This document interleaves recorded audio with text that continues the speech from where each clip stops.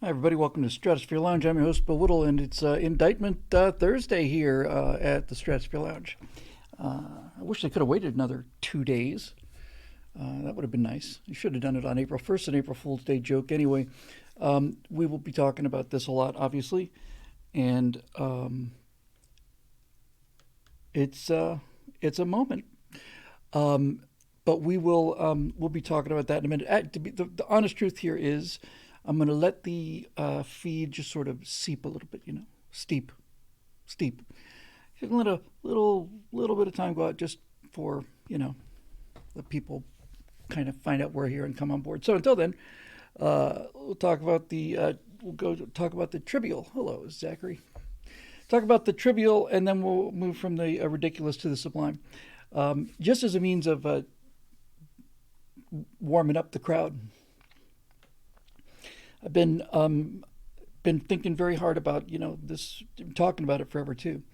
Uh, some kind of a new commentary delivery vector, and now that I've actually gotten this thing off my shoulders, uh, I can start giving some serious thought to this. We talked about this on Monday. Like I said, from the ridiculous to sublime. Uh, for some reason or another, I could not shake the idea of doing commentary as the last man in the moon. I just loved it. I think Daily Wire, by the way, has put up at the first and second parts of Apollo 11, what we saw. They've just named it differently. Um, so that's cool, and we'll talk about that maybe a little bit too, the whole moon landing thing, because I haven't posted my right angle for today. It'll be up tomorrow, but it was about. Well, we'll get to that in a minute. Oh, and thank you. People are asking how Natasha's doing. She's much, much, much, much better. For those of you who are not up on current events, she came back from extended stay in Bali to see her daughter. They're very, very close growing up, and she came back, and then my stepdaughter got sick in Bali, and Natasha came back, and Diana in Bali had dengue fever. So that was fun. She got sick on the plane home. Nothing better than that, by the way. Um, so anyway, I've been thinking about this last man in the moon thing, and and I think I found the hook I that I've been looking for. It's I'm going to try it. We talked about this on Monday on the Stratosphere Studio Show, and like I said, just warming up here to get the blood flowing before we start talking about the politics, because it's the politics show. But I really had just a like a lightning bolt about this last man in the moon guy who's been on the moon since 1966 or 67 or something, in a self-sustaining nuclear powered shelter that the Air Force put up there secretly, and so on. And and it reminded me of my childhood with my all-time favorite toy ever. I talked about Johnny Astro in the Apollo thing, but Major Matt Mason was fantastic. I just had everything, and so I thought maybe I'll just do it as Major Matt Mason. And I don't remember who it was. It might have been Marisha Dark or G.K. Masterson, but somebody said, "Why don't Major Matt Mason is still copyrighted, and I don't need the copyright strikes." Um, Although whether or not I would get them is another story, something to think about. But somebody suggested you could call your name could be Major Mason Matthews. Here's the thing I like about it, and that is that you would not only have a lot of nostalgia, which wouldn't mean much to anybody other than people my age, but that's where most of my audience is. Of course, we're dying off at a spectacular rate. Um, but I thought it could actually be funny because I'll give you one example that just made me laugh. Um, I'm sorry, Brew Daddy says, Does anybody find a link? If you just go to the Daily Wire channel, either Daily, as Marusha, thank you, Daily Wire or Daily Wire Plus on YouTube, and it'll show up there. So here's what actually struck me as funny. The premise would be that I'm the last man on the moon and got cut off for some reason. Either I'm inclined to go with budget cuts, and so the um, the irony here is, it's like, did NASA fake the moon landing? No, no, they did not. But it wasn't. Was Neil Armstrong the first man to step out on the moon? Unfortunately, no, it wasn't. It was Major Matt Mason, uh, and so the toys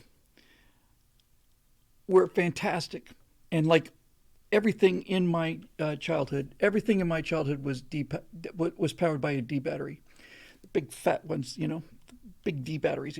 We must have bought those things by the gross, by the pallet of D batteries.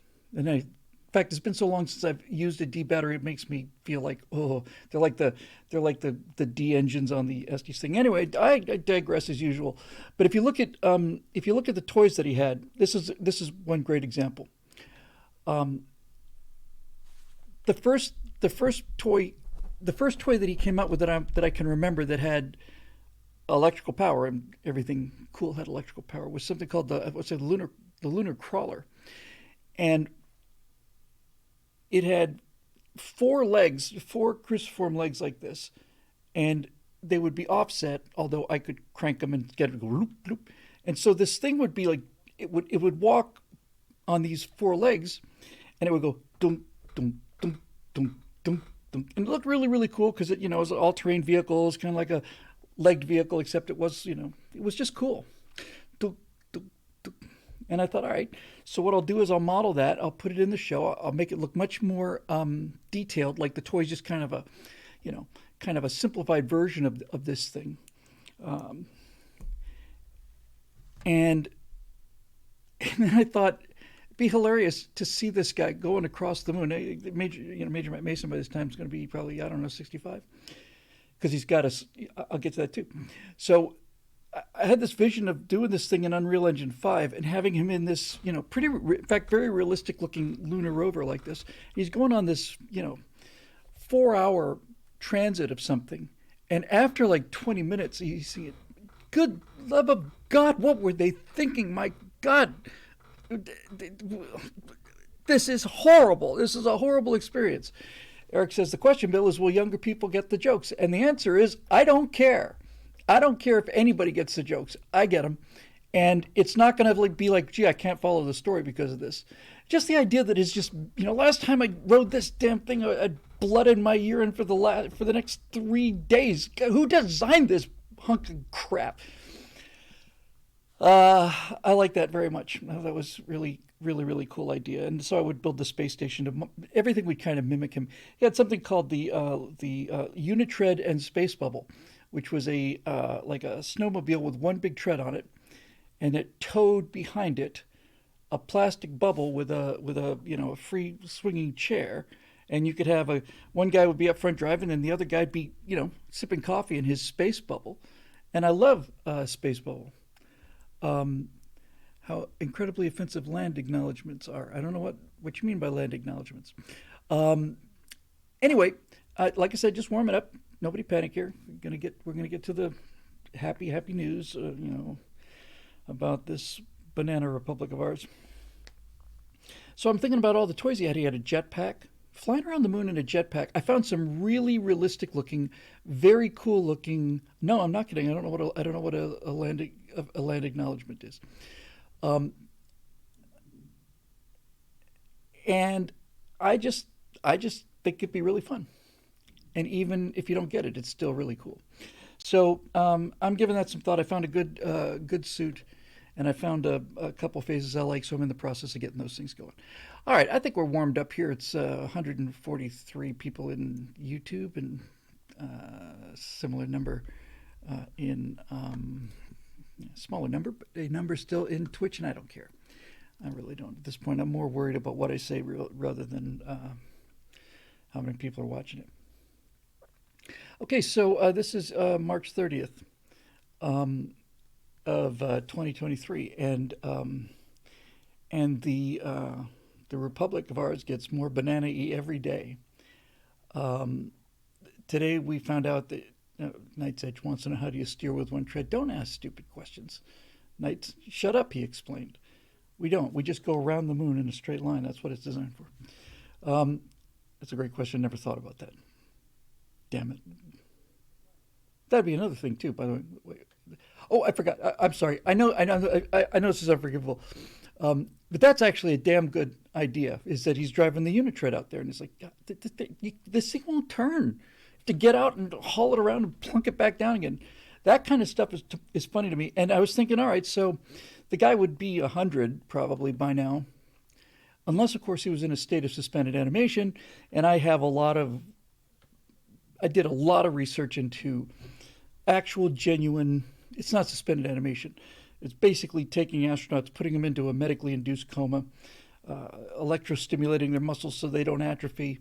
And I thought, okay, keeping their temperature down. If you take they've taken dogs down to a core temperature of, I think dogs run a little hotter than we do. They've taken a dog down to something like 67, 68 degrees instead of 98.6. That's cold.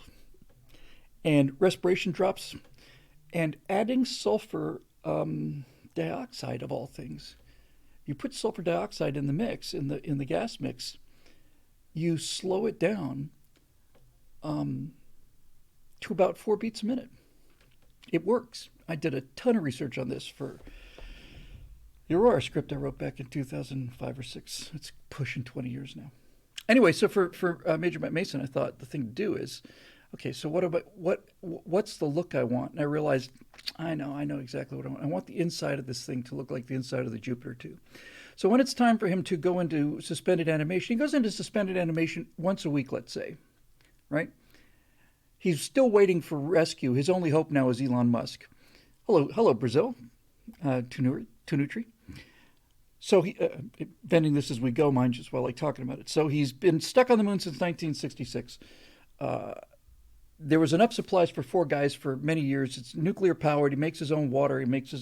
He's got organic matter, which has to be preserved. He's got this giant batch of organic matter, and he dips up like a ladle of this, goes into this giant vat of this horrible, corpse paste kind of gray sludge, and it says organic matter on it. He scoops it out, pours it into the top of this Mr. Coffee looking kind of thing, and then out come his dinner, which would be a steak pill with mashed potato pills, and you got a little apple pie pill. They were selling this for real when I was a kid. They were saying, in the future, you have all your meals will be condensed down into a single pill, and it'll taste exactly like steak, except chalkier and somewhat smaller. So I find all this stuff cool. But what I want to do is, okay, so he wakes up every week, he checks the news, he's trying to figure out, what the hell's going on. And when it's time to go back into suspended animation, I've got a fantastic, really accurate Mercury astronaut suit. Now, for those of you not up on your history, if you ever saw The Right Stuff, there's a shot of this Mercury 7 walking down this corridor or something. The Mercury suit is just plain gorgeous. It's mylar. That's where the Lost in Space suits got their thing. It's just mylar, and it's really tight fitting. Helmet's tight fitting too. It looks like Major Matt Mason. So he's got his mylar suit on. He's got his mylar gloves on, and he gets into this vertical plexiglass thing, and it just closes like that. Get a theremin, get some theremin sound, and he just stands there like this and closes his eyes just like Will Robinson did, and then actually, the more I think about this, the better I like it. Actually, the better I like it. Then I would get that Lost in Space music, da da dum, da da dum, da da dum, And now, if I could only find a way to resurrect the lamented ghost of Dick Tufeld, who was a great, great, great, great, great voiceover guy,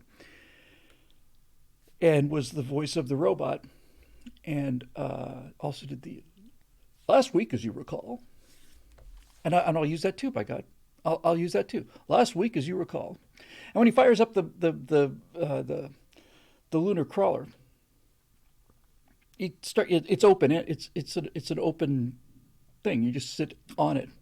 He climbs up this thing, hops into this thing, sits down, straps himself in, and then starts, he's talking to the machine through his radio. He's talking, and it'll be like he'll have a switch. And he'll flip this one switch, and it'll say atomic batteries, power off, power, and then there'll be like turbine RPM, and then that'll go to green, speed. So atomic batteries to power, turbine to speed. Let's get this lunar crawler out of here. I think I'm really starting to love this idea. Okay, so he goes to the hibernation chamber, and this is all a great. It's got nothing to do with the colonies, but it's workflow and technology building, and it's a gimmick. I would never accuse the future ruler of Earth of having a gimmick because he's so far beyond all of our puny Earth-like attempts to understand his motivations. But works well for Doomcock, and it works well for Drinker, and it works well for a bunch of other guys. All right, so anyway, that's enough of this. Now it's time for us to do the segue. So as I was saying, it's the 30th of March of 2023, and Donald Trump, twice elected president of the United States, in my opinion, has been indicted. Before I go much further, I saw somebody say misdemeanor charges. Is this a felony if he's convicted of this? Not that it matters. I'm just curious. So this is what happens when you are in trying to govern what was once the greatest republic in the world, and it's still the greatest republic in the world. It's just everything else is they're trying to make it a felony. Okay, well, they have to try and make it a felony. That's fine. That's just fine. I'm sure I'm not alone here. But here's how it goes. If you children want to go down this road, okay. If you have, and it's well after the statute of limitations, all right, I don't care if it's felony or not. If you children want to go down this road, you've gone down every other road, you might as well go down this one, right? We know that none of this means anything to you. We know that the Constitution means nothing to you. We know that all this. You say, well, he's guilty of this. Yeah, even if he was guilty of a major crime, then it has been one of the salient qualities of this country that we don't go after presidents after they're out of office, right? So they want their perp walk, and Stephen Colbert will have his moment in the sun.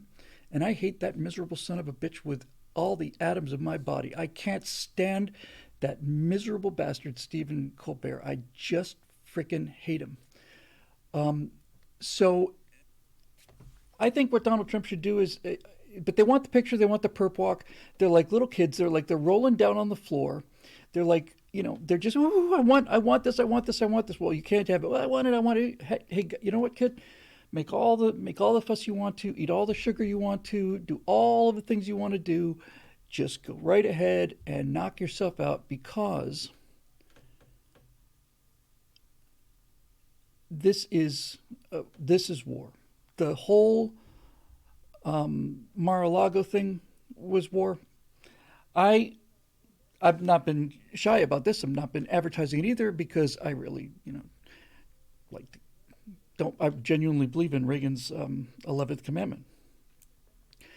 I thought, and I still think, that from a purely practical point of view, I think that Ron DeSantis would make a better president than Donald Trump.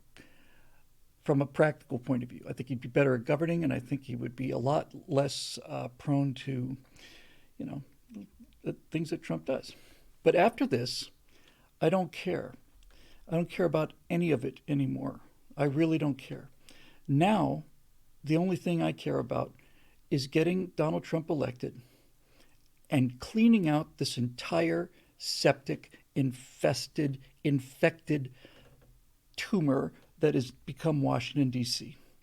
They really should rename the capital. I should have done this a long time ago. They should rename the capital Arnoldville after Benedict Arnold, because having George Washington's name on what goes on in that place is a yet another disgrace. As Jason Tipton said, this is third world stuff. It is third world stuff. Okay, all right. So you want to do this? This is it. For me, we've talked about this 100 times. For me, this is like we send medics out to take care of these wounded Japanese soldiers, and they drop the white flag and they open fire with machine guns. Okay. We watched Barack Obama on television, basically sell out his country, and Ukraine might add, by the way, by saying, oh, well, if Vlad doesn't do anything embarrassing like invade Ukraine or something, then after the election I'll have more room to maneuver, and we'll take out some of these missile defenses and all the rest of this deterrent that we put in there. And the puppet president says, I will inform Vladimir. Okay, it's on camera. It's selling out your country's interest in order for you to be reelected. Ted Kennedy did the same thing with Reagan. When Reagan was elected, Theodore Kennedy, senator, basically got in contact with the Soviets and tried to figure out a way to make sure that this didn't happen. He thought Reagan was more of a threat than the communists were. All right.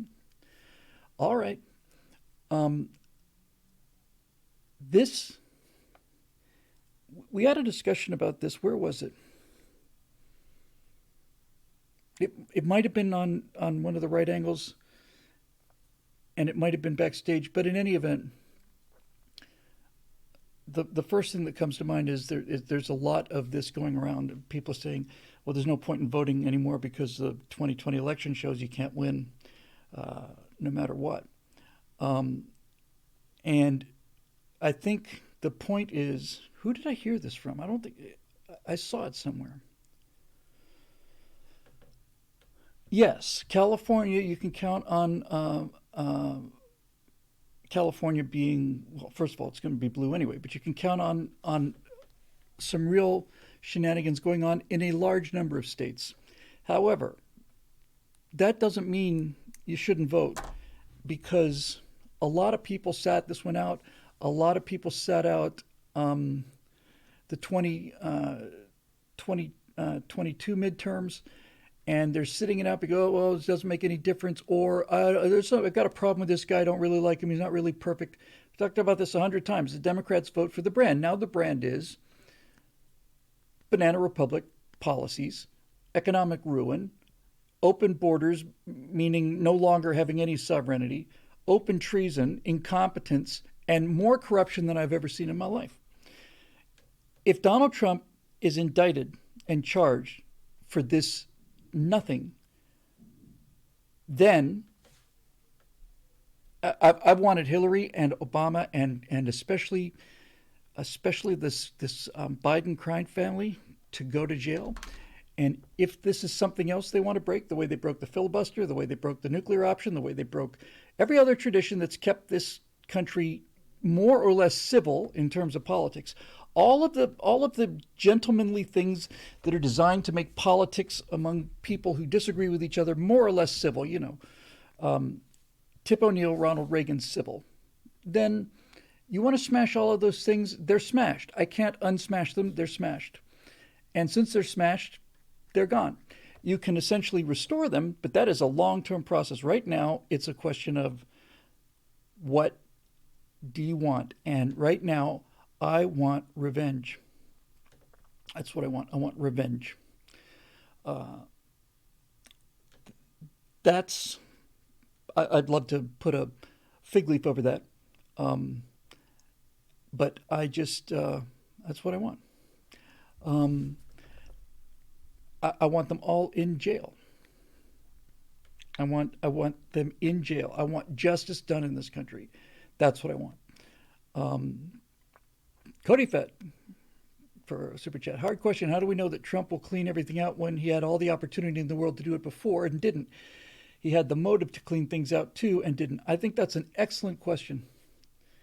I think it's an excellent question. And associated with that question is it was Donald Trump who basically put Don. Stay with me now, Trump fans, because like I said, I'm at the point where now it's like I don't care. I'm gonna if I have to carry him to the White House, I'll do it. Um, and so the question is, okay, why didn't we get more done when he was president the first time? And he was. I think the only answer that makes sense to me is he was running against insiders, but I don't think Donald Trump had any idea of just how far these people would go. So from before he was sworn in, you've got these bogus Russia charges issued by Hillary Clinton because Hillary Clinton did have treasonous business relations with the Russians. See, this is how they work, and it makes a lot of sense from a purely scumbaggy kind of point of view. If I'm about to be accused of being a child molester, then I'm going to accuse the person who accused me of being a child molester too. I'm going to get out there first. My charges are going to go first. I'm going to have all the news behind me. So most people will hear me accusing them before they accuse me. And then if charges do come against me being a child molester, then I can say this is just merely revenge. The child molester is trying to get back at me. See how it works? It's really, really, really filthy. It's filthy business, and that's what the Democrats have taken this country to. They've taken it to filthy business, and put aside all of the moral things, right? Put aside all of the not that they're not important. I'm saying just to try to make a sense out of it, even for San Francisco is gone. It doesn't exist anymore. There are gangs that are openly walking down the street in broad daylight with baseball bats, and every time they see a parked car with something in it at all, like a duffel bag, they simply smash the windows and take it. And when the police cruise by, they say, well, what are you going to do about my stuff? We're not allowed to do anything. We're not allowed to arrest them. We've been told we cannot, we don't want to provoke the community. Okay, all right. So I think Trump went expecting to run into the kind of things that you would run into if you were a CEO taking over a badly run hotel, right? I really think that's it. I think he went in there thinking that, all right, we just need to replace some people, put some good people in there, and it'll fix itself. That's how businessmen work. That's what my dad did. That's how my dad made his name as a hotel manager. He took a property in Bermuda, the Carlton Beach Hotel, which was not doing as well as it should have. He was, I don't know, let me figure this out. Yeah, he was 38, and he went in there and turned the hotel around, fired these people, promoted those people. That's what I think Trump thought he was dealing with. TNT Cycles PDX says 3 years of being bootstringed, he had to learn who was in the swamp. Exactly. He thought that this was going to be a personnel issue. And nobody was prepared for how bad the rot had gotten, especially him. He went in there very early, like within the first, out of my couple of weeks, I think, after he was president, sat down with James Comey, had a discussion with Comey, and basically said, all right, look, I don't agree with you on a lot of things, but you're going to run the FBI. Yes, sir, I will. All right, then you can stay. Right? He didn't want to go in there like a bull in a china shop and just smash everything. And I believed him in 2016 or 2017. I completely believed it. All right, he's doing minimum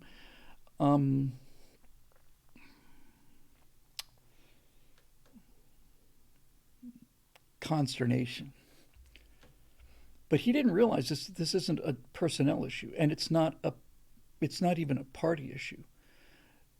This is a guy who went to Washington thinking that he might have a couple of basal cell spots on his arm and neck and skin, and thought we might have to, a couple little surgeries and stuff. We'll freeze most of it off with nitrogen, but the bigger ones we'll have to basically just have to cut them out and stitch them up, and they'll heal. All right, so we got some work to do.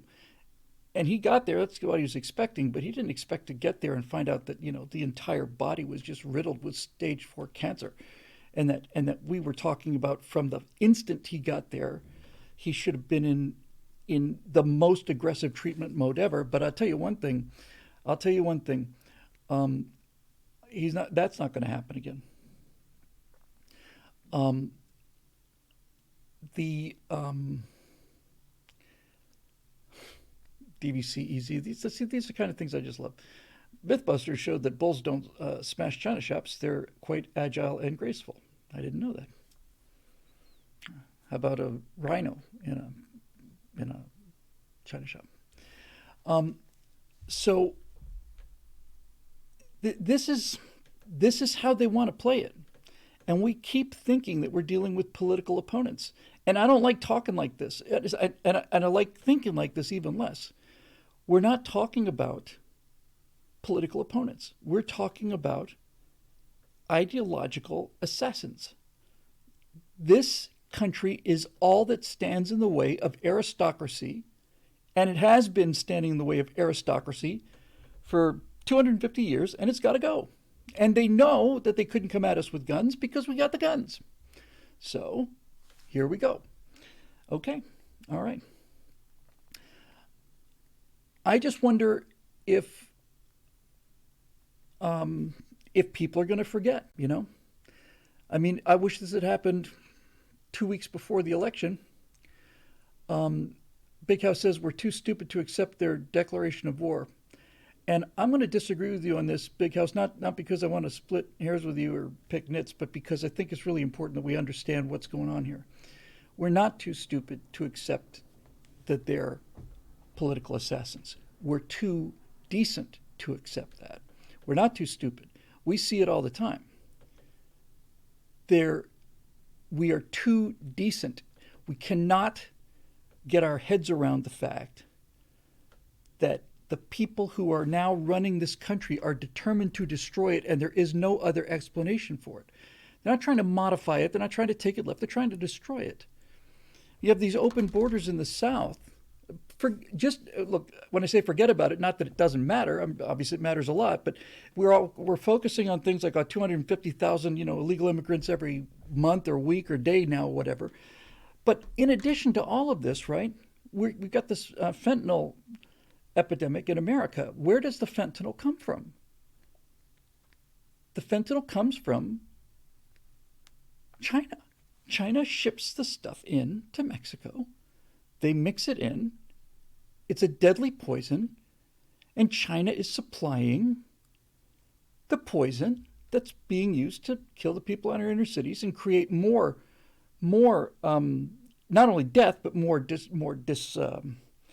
disunion, more antagonism, all of this stuff.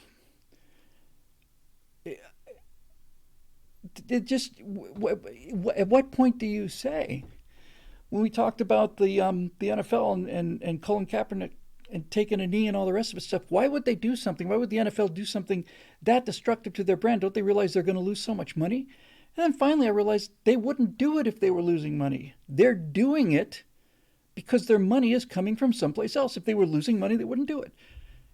If I'm China and I've got no morals and absolute power, and I'm looking at trying to defeat a country that's got 15 times my defense capabilities, right? If I'm determined to, and the rest of the world too, by the way, the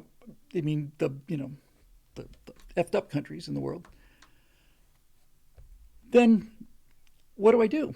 Well, I can't go to war with them because they'll kick our asses. So while we're working on all this other stuff, we're going to make sure that we're going to spend big money in cooperation with other people who don't like the United States and see it as an impediment to their dreams of world domination. And we're not only going to make the military so woke that they don't want to fight, or so fat that they can't fight, but basically we're going to destroy everything that patriotic Americans believe in. And one of those things is football. I'm just using it as one example. There's hundreds of examples of this. It's not an accident to me. I don't think it's not an accident that the wokest company in America is the Walt Disney Company. I don't think that's accidental. I don't think they just roll 2d12 and I guess it's going to be Disney. I think they targeted Disney on purpose. I think they targeted Disney on purpose because they knew that Disney represented everything that was good about America. That signature name, that rounded D of Walt Disney's signature, meant wholesomeness. It meant America. It meant everything good. It's the happiest place on earth. I saw Glenn Beck speaking live. He was really terrific. I got to introduce him, and we had a lot of fun that day. But one of the many things he owns is the prospectus, that Walt Disney's prospectus for Disneyland, trying to get investors. And it says right in the prospectus, I think on the first page of this prospectus, what is this place? Well, this is a place where people are going to go and they're going to learn about American values, and they're going to appreciate the fact that they live in the greatest country in the world. That's what Disney put on the front page of this thing he was using to fund Disneyland. And all of his movies and everything else. In fact, Disney was so wholesome that you became kind of a purgative, right? You just, it's kind of a Disney kind of a movie. It's rated G. So they go for Disney because it's the pinnacle. I'm working my way around trying to just collate things in my head. But this business it's like part of what I was talking about when I was talking about they're trying to break the truth. Why are they making this fight? Why are they deciding to fight and die on the hill of transgenderism? Right? There's many advantages for them, right? First of all, you get to sterilize more people. That's in the advantage of our insect overlords in Davos. And you get to make victims out of white kids, right? They get to be victims too now. And you get to destroy the moral base. You get to have drag queens going down the aisle in a Catholic church, and you get to watch that alone is enough to make you stand back and just paint some blood over the lintels of your house and avert your eyes so that you don't turn into a pillar of salt. But it's not just that. That's not the problem. The problem is not the drag queen walking down the aisle of the church. The problem is the entire congregation standing up and applauding for it. That's what that's about. So the reason that they're fighting the trans issue so hard is they're trying to break the truth. They're trying to break the truth. This is what Martin Amis wrote about in Koba the Dread, one of the many books I read many times. And one of the 3 books I used most often for Empire of Terror. He coined the term. He said that Stalin and the communists were trying to break the truth. They convinced themselves that they could by force of will do things that were not possible. We are going to make the Soviet Union into an industrial superpower. Well, that's going to take 20 years. No, we've got a 5-year plan. We've got a 5-year plan. 5-year plan we've just enacted. And now that we've got the 5-year plan in place, Stalin says, let's do the 5-year plan in 4 years. Ooh, they're not kidding, these Soviets, right? He broke the truth. If the country was starving, then kill the farmers. Does that make sense? No, it doesn't have to make sense. Making sense means it's not true. I'm not saying the left is going to succeed in this. I'm saying this is their objective. Their objective is to break the truth. When you look at this trans thing, right? What is it about? I'm not talking about trans people. I'm not talking about trans rights. I'm not talking about what they want. I'm not talking about any of that stuff. I'm on a couple levels above that, right? What is basically going on here? They have taken the only obvious, universal, clearest, simplest, and most obvious biological truth that is available in the world, the biological truth of every species on the planet, male or female, well, every advanced species on the planet, which is probably why they're having so much problem with it. Male or female? It's a male dog, female dog. It's a male sparrow. It's a female sparrow. This is a binary distinction. It's the only binary distinction. There's no binary distinction between how smart you are or what your skin color is. We're not black or white. It's not like I'm a black person is coal black and I'm a white person is Snow White. Everything, height, intelligence, speed, strength, longevity, all of it is on a spectrum. All of it, except for one thing, the only thing in biology that's not on a spectrum. The only thing in biology that is in fact binary, and that is your sex, your biological sex. All these terms are so badly confused and now that polluted rather. I can't, gender. It's like we know what we mean. There are males and females. And the reason that they've chosen this is because if they can get you to take a knee on this one, then everything after this is a piece of cake for them, right? They're not working their way up the ladder. They've been working their way up the ladder for the last 40 years. Now they are at the pinnacle. They are taking the most obvious truth that is available to human beings' eyes. You know that old saw, who are you going to believe, me or your own lying eyes? Well, there you go. They are going to talk you into believing that your own lying eyes are lying to you. And this is why they absolutely are going after this, because if they can get you to accept the fact that men can be pregnant, then there is no truth. And if there's no truth, then there's no justice and no law and no anything else. This is why they're fighting here. They're trying to destroy the truth, trying to break it. And user you know who, clever name, 2 + 2 = 4, exclamation point. No. 2 + 2 = 4 is a dog whistle for white supremacists. It's racist, and it's part of the patriarchy as well. You may think that 2 + 2 = 4, and that may be your truth. And that was I should have seen this coming. I mean, when people started saying, well, Mike, that's your truth. No, we should have stopped it right there. Boom. Well, you say that we've been to the moon. Well, that's your truth. Say, no, it's the truth. I have an opinion about the truth, and you have an opinion about the truth. We can argue about opinions, but something actually did happen. There is, in fact, truth. They don't believe that. They don't believe it. They think they can wish themselves into everything. And the proof of this, if you want little pieces of proof that they believe, they actually in their heart of hearts believe what they're saying is possible, then all you have to do is look at Dylan Mulvaney.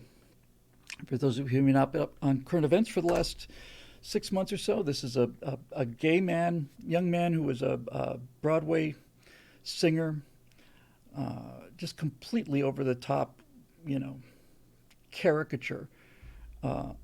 And he got famous with his, days of girlhood, day 26 of being a girl. So we all know who Dylan is, and then big money got behind Dylan. The #1 talent agency in the world got behind Dylan. He got to meet with the President of the United States. He's going to be Woman of the Year for sure. And all of this stuff is predictable, and it's powered by big money up on top. But.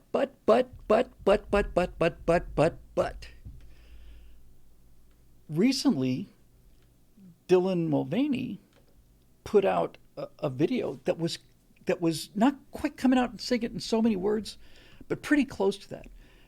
And he was basically saying, so I look fabulous. I've never looked better, the big face reveal with the, I don't even know how much the makeup artist must have cost on a situation like $2,000-3,000, I would think, for just a makeup artist. Comes out and does all this, and here he is. He's got as female as he's going to get. He's as young as he's going to get. He's as good looking as he's going to get. He's as famous as he's going to get, and he's as rich as he's going to get. He is at peak Dylan, right? Peak Dylan. He knows it, and he sends out these last couple videos are, oh, I've been so busy and I've been running around doing all this other stuff. But boy, I just think it'd be really time for me to settle down and become a, and become a housewife. And I don't understand why nobody's hitting me up. I don't know why I'm not getting offers. This is the evidence, right? This is the evidence. It's like, he's Dylan frickin' Mulvaney. He's the most famous woman in America. And no one wants to date him. Because he really genuinely believed that if he had these surgeries, he would really be a woman, and that meant that straight males would be interested in dating him and marrying him. And now, the great smashing ball of reality has hit this guy right square in that brand new face of his. Boom. What do you mean I'm not getting any dates? I'm Dylan Mulvaney. Yeah, we know who you are. We know who you are, and we know what you are. And by the way, if it weren't for like Jeffrey Marsh, who's actually trying to just what he's doing with his private Patreon for kids, that guy's just plain evil. But if Dylan was just Dylan and it wasn't all of this power and money behind him, I don't care. I genuinely would like him to be happy. I just don't care what he does. But this isn't about that anymore. And so they're trying to talk us insane. And this is where our hope is, right? We all look around at all of this destruction and all of this catastrophe. I genuinely want him to be happy. That's not a lie. I genuinely do. I just don't want him to take the rest of the freaking world down with him by normalizing the bulge and all the rest of these idiotic things that he does. Who is Dylan? Catherine, you got a rough and I'm not sure you'll want to go to Dylan Mulvaney is the most famous trans person in America. And now, after all the money, hundreds of thousands of dollars worth of surgery and big money, he's met with Joe Biden, who's called it a crime. It's cruel, Biden said, what DeSantis is doing in Florida by denying kids the chance to get the health care that they so desperately need. It's cruel, says Biden, that DeSantis and the Republicans are denying children life-saving health care. That's how he put it. It's a verbatim quote, I think. What do you mean by that? Well, the state of Florida said, we think that maybe you should have to be 18 before we start hacking off parts of your body. It's just an idea we're tossing around. So, okay. So that means that Biden, the Democrats, all of the woke, all of this stuff, also including Schwab and Soros and China, and all of them want this guy to succeed because they want to break the truth. They want to destroy everything. Everything. Forget about destroying the Constitution. They're trying to destroy biology. They're trying to destroy everything so that you will feel a state of despair and hopelessness. And it works. It works great. So that's why we're here. We're talking about, I noticed that Lady Hawk in Twitch said, talking about Jazz, this, I forget the last name, it's a fairly young person who was transitioned from a boy to a girl and has become kind of one of the golden poster childs of the trans movement. And again, on every TV show there is, walks out on stage, thunderous applause. And now videos have come out basically saying, him saying, I don't feel comfortable. I don't know who I am. I can't find my own body. Can't find your own body anymore, Jess, because your own body's been mutilated. And the person who did it to you was your mother. She wanted to be special. She wanted to be... What that mother did with Jazz is exactly like we're watching the worst of, I'm not saying everybody's like this, but it's like watching the worst of the beauty contestant mothers, you know? These mothers that put their little 4-year-old girls into these real sexy outfits and spend $8,000 on their makeup and costumes and get them out there doing all these other things. And they're the ones that are trying to, it's the moms that want to win the beauty pageants. They're choosing the daughter as a proxy. The little kid's just an avatar for them. They're sick people. And now this person who's the pinnacle, right? This Jazz. I don't feel comfortable. I don't know what's going on. I don't feel myself. Well, Jazz, for you, I genuinely feel sorry. Whatever Jeffrey Marsh will never feel sorry for, Dylan is a child. He's got even before he was famous, when you look at him he's not just a child, he's an attention whore as well. But that's what children generally are. He did like The Price is Right or something years ago as a male. And he's running around the set, jumping up and down. It's like watching, it's like if you're a fan of Mad TV, it's like Stewart. Look what I can do. Okay. So all of this stuff is together, and now they have indicted a former president of the United States, and they think that they can beat us into submission, and they're wrong. Marisha says the best way to hurt a narcissist is to ignore them and pretend they don't exist. Apply your same tactic of we don't think about you at all. Yeah, I was saying before that when getting into argument with people from China or whatever, about how awful America is. I've done this 3 or 4 times. Yeah, well, after you trashed America for the last hour, you want to know what we think about China and China's politics and China's art and culture? Yes, I want to know. Well, we don't think about it at all. It doesn't cross our minds. We don't wear T-shirts with Chinese characters on them. We don't listen to Chinese bands. I couldn't tell you who the #1 Chinese movie star is. I can give you the name of somebody like Jackie Chan, but he's, I think, from Hong Kong. So the only Chinese movie stars that I could mention are the 1 or 2 that have become famous speaking English. We don't think about you at all, ever. You don't cross our minds. But that doesn't work against this because this isn't a passive argument. This is a it's Cthulhu, man. It's like this, watching this whole thing, this indictment. It's like watching these tentacles coming up the beach. It's like they're coming. These tentacles just coming out of the water, just grabbing people and pulling them in. It's like the Watcher in the lake in Lord of the Rings. No, it's time to start hacking off limbs and stuff. But again, it's like it seems so hopeless. But we have the redoubt of reality, the fortress of reality. That's our wall. That's the wall we're behind. We're on the other side of that wall from these people, and that wall not only will not be breached, it cannot be breached. The truth is the truth is the truth is the truth. You can fight it all you want to, and you can try to break the truth and talk people into being insane and start a gigantic mass psychosis event, which is exactly what's happened. But the reality is going to still be there when it's all over. And you can't print money forever.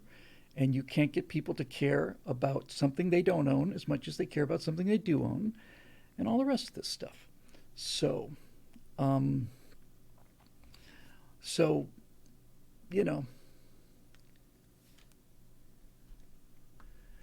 said, warned about people about this when Greta first appeared. Thunberg, obviously. You want to get rid of her, ignore her, and then let her fade away. Same with Dave Hogg. Attention makes these literal poster children so powerful. Yes, there's some truth to that, but the issue again is we don't get to ignore them. The media puts them everywhere. It is to some extent true that the longer that we continue to make a fuss about it, the longer it remains a news story, but we're not promoting them. They're promoting them, and they're promoting them to everybody. So, like as the waves, that's an interesting comment, an interesting name too. And in Twitch says the COVID mass hysteria was overlaid onto the cultural hysteria already fully active. Yes, and the COVID experience has emboldened these people. I think it's emboldened them enormously. I think that the insects in Davos and Soros and all the rest of them, I think they were amazed at how compliant we were. Amazed. I think they were genuinely amazed. And I think they were hoping for, I think they were hoping that somebody give them $20 for this vase that they found in their attic, and somebody gives them $400,000 for it. I think that they're just astonished at how easy it was and how much they could get away with and how many tracks they could cover. I mean, after all, a person was murdered in front of our eyes. One individual with a name was murdered in front of the entire world. Nobody did anything. No investigation, no follow-up, no trial, no reporters going out for that Nobel Prize. If we had any kind of a news media that was not in, it's not longer a question of personal ideology. This is big money and big future, big forces at work. But any investigative reporter worth a damn could win a Nobel Prize by doing a story on what happened to Jeffrey Epstein. The reason that that's not happening is because nobody will publish it. You'll be fired for that. So, okay. So, we knew he had dirt on the Clintons. He had evidence, hard evidence, and not only hard evidence of corruption, which would be enough for conservatives, but hard evidence of sexual what's the term I'm looking for? Sexual harassment, which is what the left has been. It's been their banner for forever, right? This guy has exploited women, underage women, and a bunch of them have, including Stephen Colbert, by the way. I was surprised but not amazed to find out that he's one of those people, been on the old Epstein Express. Imagine my shock. And so there you go. What do you do about this? Well, okay. So now we try to stop them. We try everything we do to stop them. We can't. So now it's time for us just to not go away and not go into the mountains. Now it's time for us to close the doors on the bomb shelter, turn out the lights outside, sit down, put on some music, watch some TV, and wait for this fire to burn through. This is what Noah must have felt like, you know? It's like, okay, I've been trying to convince you people that if you keep doing this, bad things are going to happen. And I've tried my very best to make sure that you knew that, but I can't stop you. That's how humans are built. So, close the doors, my boys. Close the doors. Throw a big old wooden beam across them, because once the water starts to rise, they're going to be desperate to get in here, and they're going to be talking about how wrong they were. It's too late now. We can't help them anymore. They're going to get what they asked for. They're not going to get what I want for them. I want them to be happy. I want them to be happy. I want them to live in a world where there's justice and law, and if a Republican president does something illegal, he goes to jail. And if a Democrat president does something illegal, he goes to jail. But that's not the case. And every day it's like, okay, our main objective now is to make sure that we don't fall into despair, give up hope, that we don't disengage completely from society, all of these other things. We just have to say, psychologically, okay, we're just not going to,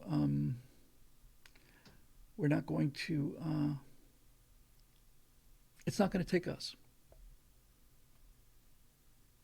Okay, missed a couple super chats here. Cody Fett says, Bill, leftists talk in the same terms about us. Both sides agree that elections don't work, we can't trust institutions, and that the people across the aisle are pure evil and responsible for everything. It's bayonet talk. Yes, that's true. So the question is, and this is really kind of the question, Cody. Who's right? Are we right because we're born on this side? Are we right because this is our side, so we must be right? Who's right? If the progressives were correct, and progressives taking over cities made cities cleaner, safer, happier, then you'd have to give them a serious look, right? If it turned out that you could have free healthcare that didn't cost anything. I remember the first time I said that. Of course I'm in favor of free healthcare. Who wouldn't be in favor of free healthcare? What kind of a dick would you have to be to say no free healthcare for you? Of course I'm in favor of free healthcare. But single payer health is not free. You can have 6 surgeons and 14 nurses and all these cardiac equipment and perform an operation that costs $500,000. That's not free. That costs money. So now we have to figure out how to pay for it. So there's no free healthcare. If there was free healthcare, I'd be in favor of it. If the progressives were making life better, I would be, at the very least, inclined to say, well, maybe the world has changed and maybe the values that we all had did us a lot of good through the first and second revolutions, the industrial era, the agricultural era, and they're just no longer valid. So since the world is changing, then I should change my, then the philosophies need to change too. But that's not what's happening. On the contrary, the more progressive people get, the more miserable they become.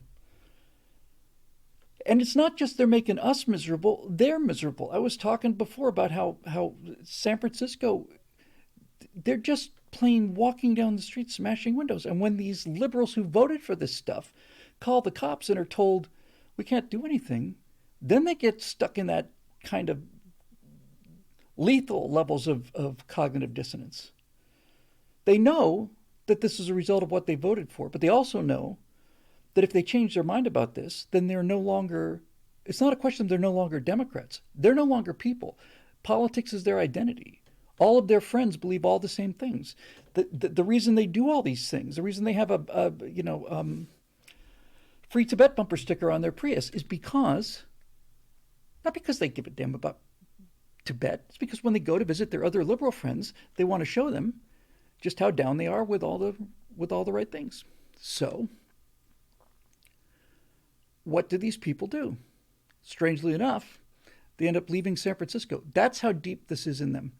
They would rather leave their homes and go live among people who they despise rather than change their minds. So, that's a pretty big kind of a mental illness. Reality will have its way, folks. Reality will have its way, and when reality has its way, it's going to do what reality always does. People are saying, is it going to be brutal? Reality is not by nature brutal. Reality is just reality. Things that are going to happen are going to happen. I don't know how bad it's going to be or how bad it has to be. I don't know anything. I do know that there is a reckoning coming with people who believe that you can smash the truth. You can't. You cannot break the truth. The truth can break you, or you can find a way to live with the truth. And that's what conservatism is living with the truth. People are flawed. It doesn't matter how much you want them to be good. It doesn't matter how much you want them to share. It doesn't matter how much you want them to not compete with each other. It doesn't matter. You can have a philosophy that tells you that, okay, this is what we'll do, and we'll make people that way, but this has been tried forever, always fails. And so you have to ask yourself, what's the emotional motivation for this? Well, it's a lot of things. Just another super chat here from Monk in Training. You said the issue is that we're too decent. If that's the case, how indecent should we be? As time goes on, diplomacy seems to be more overrated.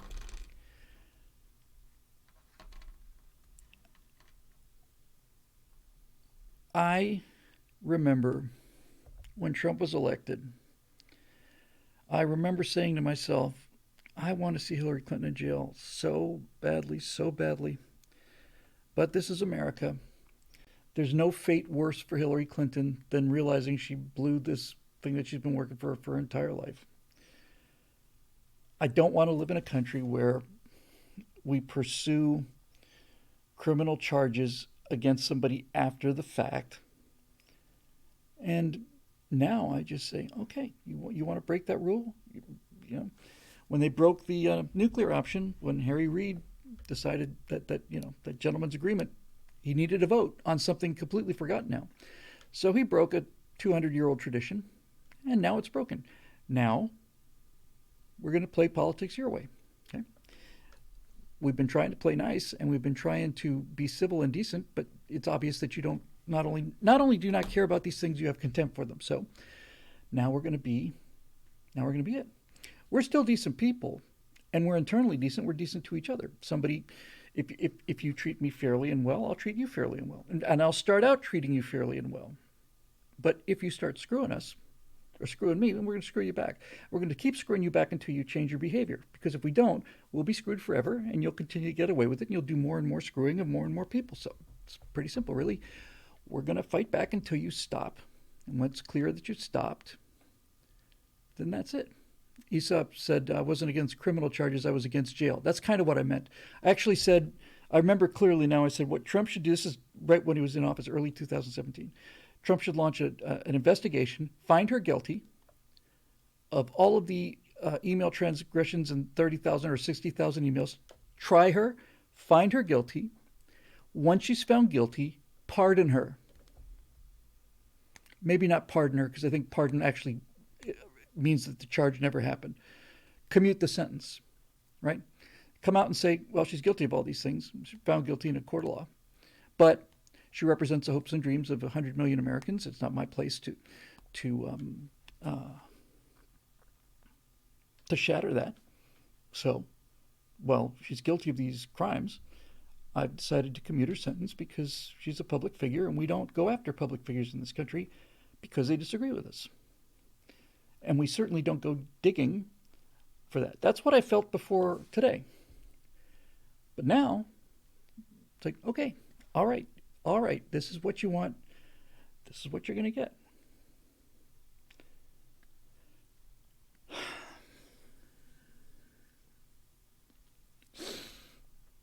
So,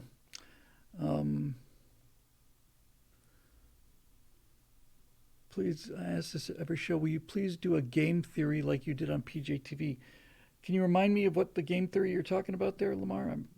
I've done about 200 of these things just at PJTV. And Eric says it would be the ultimate humiliation. Exactly right. Trump would be able to say, I've decided, no, this is, she represents 100 million Americans. And I'm not going to put her in jail, even though she deserves to be there. So now I'm going to go into something that I really don't want to go into because it's going to shorten the show by an hour. But I'm going to do it anyway.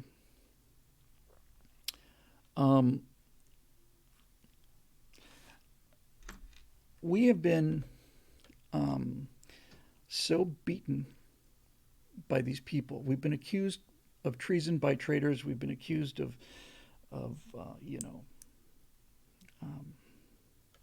lack of tolerance by the most intolerant people in the world. We've been called a threat to democracy by the people who are rigging votes, and we've been called science deniers by people who knew full well what the science was and just plain decided to go the other way because they had a political agenda. So when this happens long enough and you get called traitor and all the rest of these things, it starts to make you a little snippy, and then it starts to make you angry, and then it makes you furious, and then it makes you feral. And it's happening to us. We are becoming, I'm not saying everybody, I'm just saying I'm seeing more and more signs of it from people who identify themselves as conservatives. We have become so feral because of what they've done to us. We're so traumatized that we're biting at everything. We've been hit so many times in the face that anytime anybody extends a hand to us, we just assume we're going to get hit again. And I don't have any problem with that.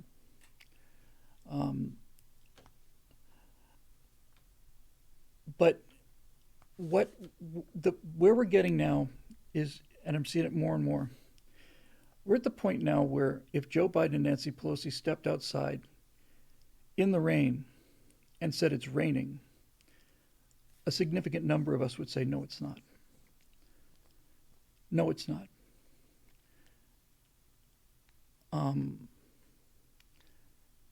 And that is not good. I understand how it works, and I understand why it works, and I also understand that that's their objective, but it is succeeding. We are at the point now where if it has anything to do with them, we just assume it's wrong. And that's not realistic. When we put it, I just know it. I just know this is going to open the doors, and I'm just going to deal with it as long as I can, and then I'm going to hang up the show because I can only take so much of this stuff in any given lifetime. When Daily Wire put up the first of the Apollo 11 series, back on YouTube again. It was about a little over 2 weeks ago. They didn't call it Episode 1. Didn't call it Apollo 11 what we saw. Episode 1, We Choose to Go to the Moon. They did something. Their marketing team is first rate. They put the exact episode up. We Choose to Go to the Moon. Episode 1 of Apollo 11 what we saw. But the title was, Did We Really Go to the Moon? That's all there was in it. So when that went up, the first people who saw the video were the Daily Wire subscribers, and the comments were unbelievable. I mean, they were just unbelievable, and I'm very, very grateful for all the kind things that people said. Really, it's just an avalanche of Asaph says I'm describing them. I'm not describing them. I'm describing us.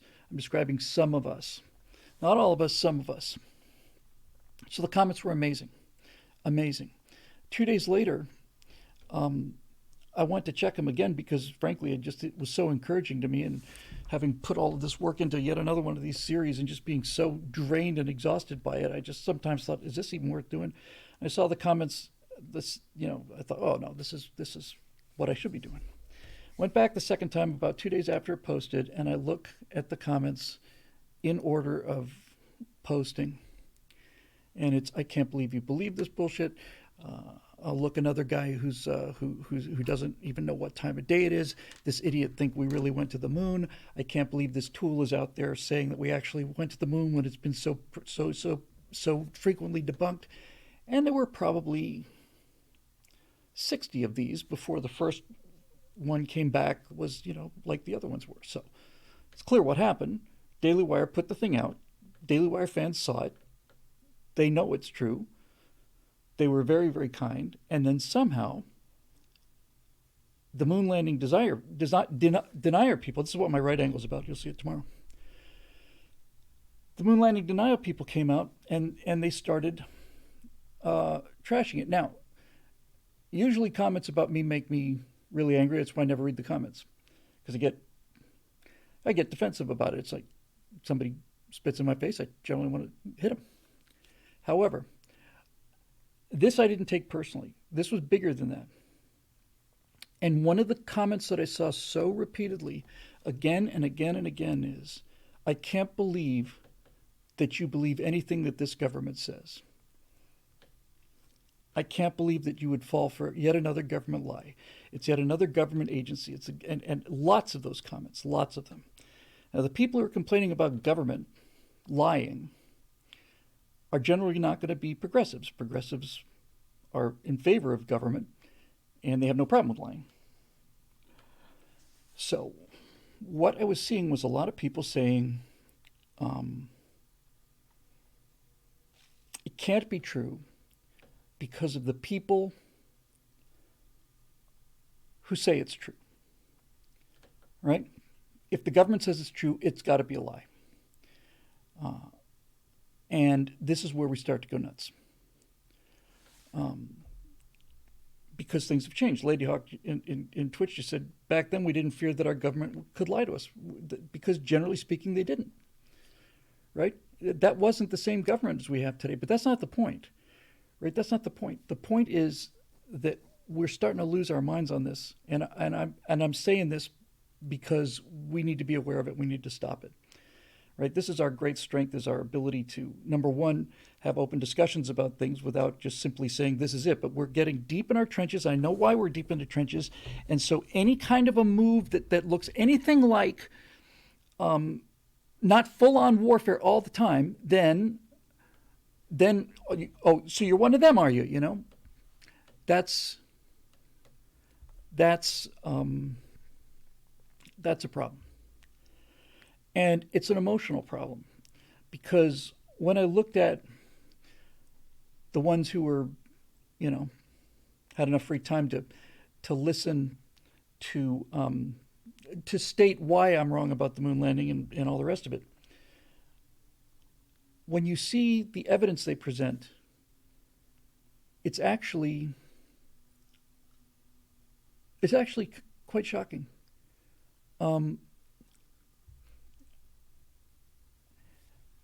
For example, I saw 4 comments.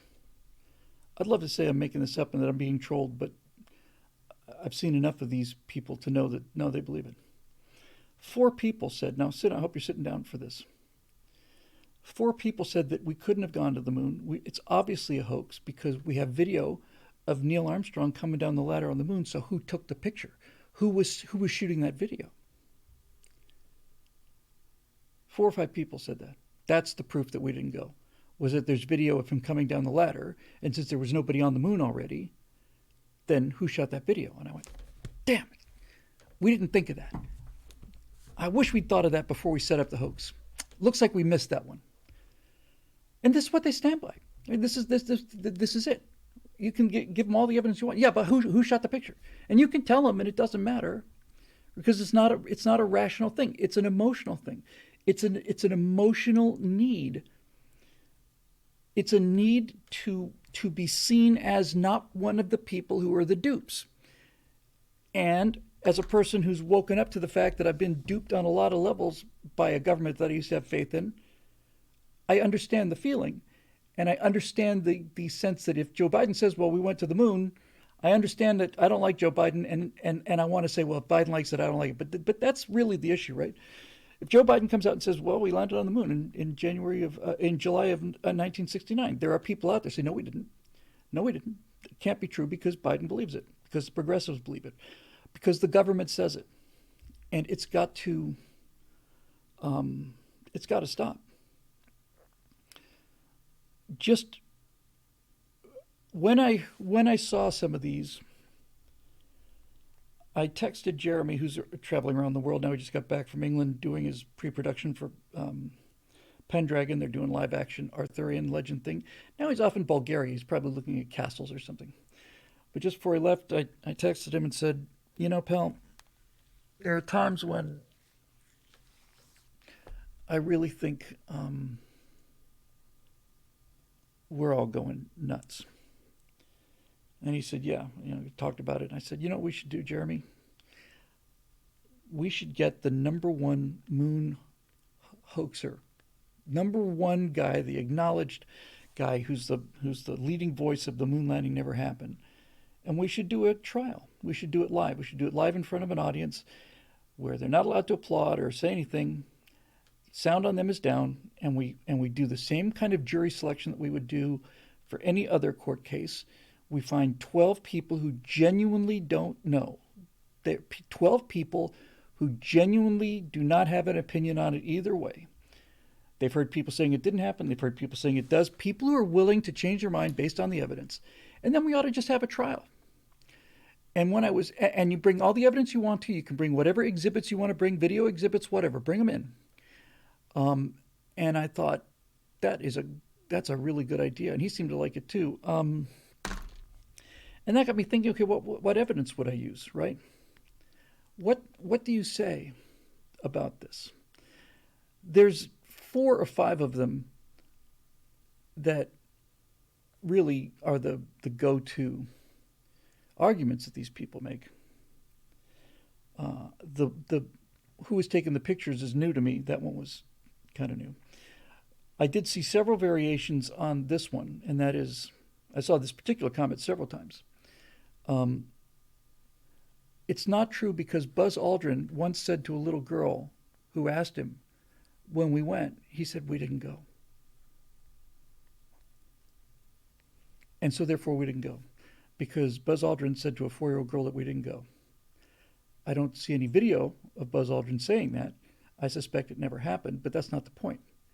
The point is, let's say that Buzz Aldrin did say that we never went. And furthermore, let's say that Buzz Aldrin said this on national television, said we never went to the moon. It's all a hoax. Does that mean we didn't go? Well, I was doing this mock trial. I'd say, you a sports fan there, opposing attorney? What's your favorite sport? I like football. Okay. Well, what would you do if I told you that I had a witness who said that was at the Super Bowl and said that the Eagles actually beat the Chiefs, that the Eagles actually won the Super Bowl, that the whole thing was faked?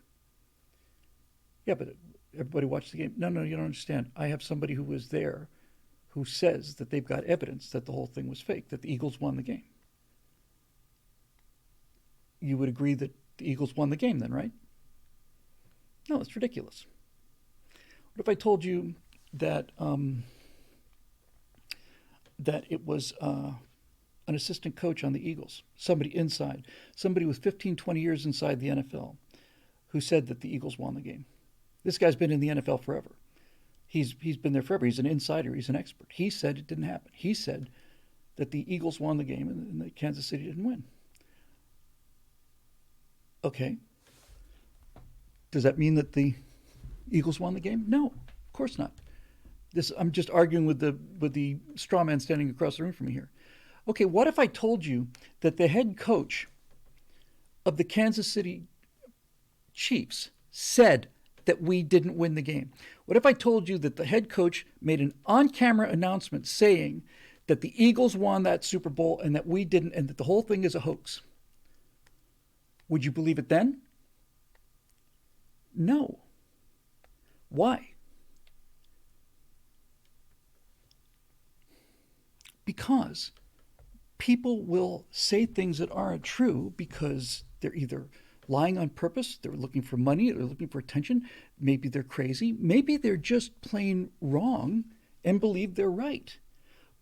But one person or 5 people or 10 people, if the entire team said, notice what I'm saying here, I'm not saying that, they're not saying that we didn't cheat, they're saying that they lost the game. If every member of the Kansas City Chiefs said no, that we lost the game. On the scoreboard, we lost, and they changed the score afterwards because we have inside connections to the government.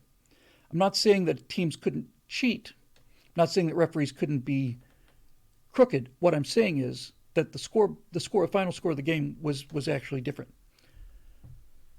You would think the guy's nuts. So you can have Neil Armstrong get up there and say it didn't happen. Just didn't happen. And Neil Armstrong's wrong.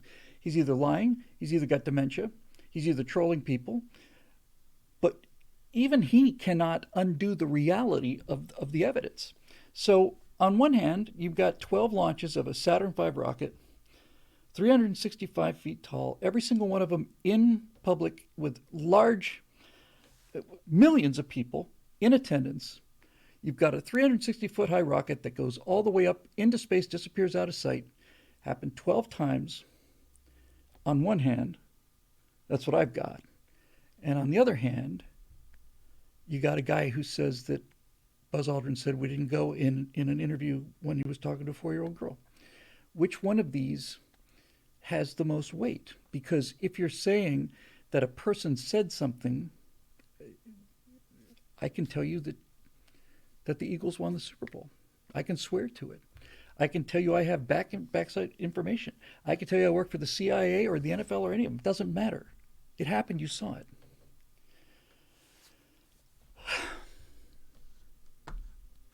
Eric Blake says, I saw the comment reply with a demand for the link to the video. Turns out he gave a link. That surprised me. Lo and behold, Buzz is clearly saying to the girl, we did go. Clearly the hoaxer just choosing to believe what Buzz said didn't. Okay, so there's that, right? And like I said, it doesn't matter. But Buzz Aldrin could have said it out loud. It doesn't matter. It doesn't outweigh 12 Saturn V launches. And so if I was dealing with this as a trial, and I would be very careful about the tone on this, by the way, very careful.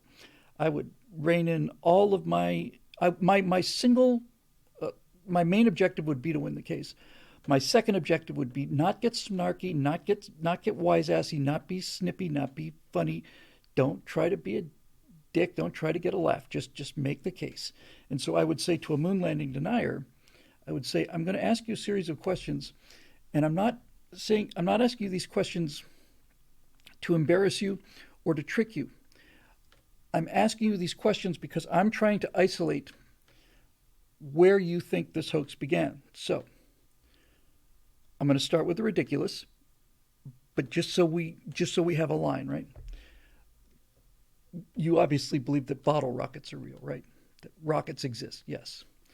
Okay, good, me too. Do you believe that the V2 rocket, the missile, the A4 rocket that Werner von Braun did, do you believe that they made 5,000 of those things and that those things actually cleared the pad, flew, up into space, came down, landed in England. Do you think the V2 was real or was that a fake 2? I'm not being facetious. I'm not being snarky with you. I'm trying to, I genuinely need this information. Yes, that's real. Okay. What about, and I just walk them through, right? Redstone flight, suborbital flight. Yes. What they will almost certainly do is they'll say, yes, we made it to Earth orbit. Yes. Earth orbit, yes, no question. Shuttle's been in Earth orbit. It's just we never went to the moon. That's almost certainly where they're going to land. Because otherwise you can't, you don't even get off the ground, if you'll pardon the expression, right? You can't claim that the space shuttle never flew 170 times or whatever the hell it was, right? So they're stuck with, yes, the Saturn V's were real. Yes, the shuttle was real. Yes, John Glenn was real. Yes, they went into orbit, but they didn't go to the moon. Well, if it turns out that 93% of the total power needed to go to the moon is used to get this thing into Earth orbit, then, see, this is a thought I had recently. Okay. Do you believe that the Artemis spacecraft went to the moon, unmanned, a couple months ago? I don't know what their answer to that. I would suspect they would say yes. Because if they denied that the Artemis spacecraft went, then they're not just denying Artemis, they're denying every single space probe. They're saying that we can't leave Earth orbit. So, did Artemis go out to the moon unmanned? Yes. Okay. So, why is it that there couldn't have been people on board that capsule, an Apollo capsule? Because it's the same vehicle. It hasn't changed much at all. And usually they'll come down to the Van Allen belt. And this is why, I would have plenty of exhibits, and this is why I'd be more prepared for this than anything I've ever done in my life, because the stakes are so high. This is when I would, if we were going to do this thing on camera, then I would get on a Skype call, and I'd get on a call not with an astronaut, not with a physicist, not with an engineer. I'd do a Skype call, and I would first say, can you estimate what the radiation dose of the Van Allen belt is in terms of, rads per hour? Sieverts, I think, is a method that they're using now. It's a new metric. In other words, how much of a radiation dose does a person take for every hour they spend inside the Van Allen belts? This is the dose. Okay. Then I would talk to a physicist or an astrophysicist and say, how long was the Apollo capsule in that area of radiation in the Van Allen belts? They'd give me a number. Then I would do a Skype call with a radiologist, with a person who treats radiation sickness and radiation poisoning. I try to find the most expert person I could find on how radiation kills people. And I would say, would a dose of, I'm inventing numbers out of the head, but would a dose of 1.2 sieverts be fatal? No. Not unless they all took it at once. If they took it all in 1 second, it's a different story. The longer they're in there, the more spread out that sievert is. Over the course of your lifetime, you take lethal doses of radiation during the course of your life. You just spread it out over 70, 80 years. So your actual dose is much smaller. So I would get the astrophysicist to tell me what the radiation exposure would be. I would get a guy who knows orbital dynamics to tell me how long they're in there. I would then deduce what the actual dose to the astronauts was, and I'd ask the radiologist if or not this was fatal. And before I asked him this question, I would add a couple things in my pocket. One of them would be, what is the shielding on the Apollo capsule? I'd ask an engineer about that. How much shielding does the Apollo capsule provide? Well, it cuts the dose by 30, 40%, whatever, right? Okay? And the other thing I would do is I would say,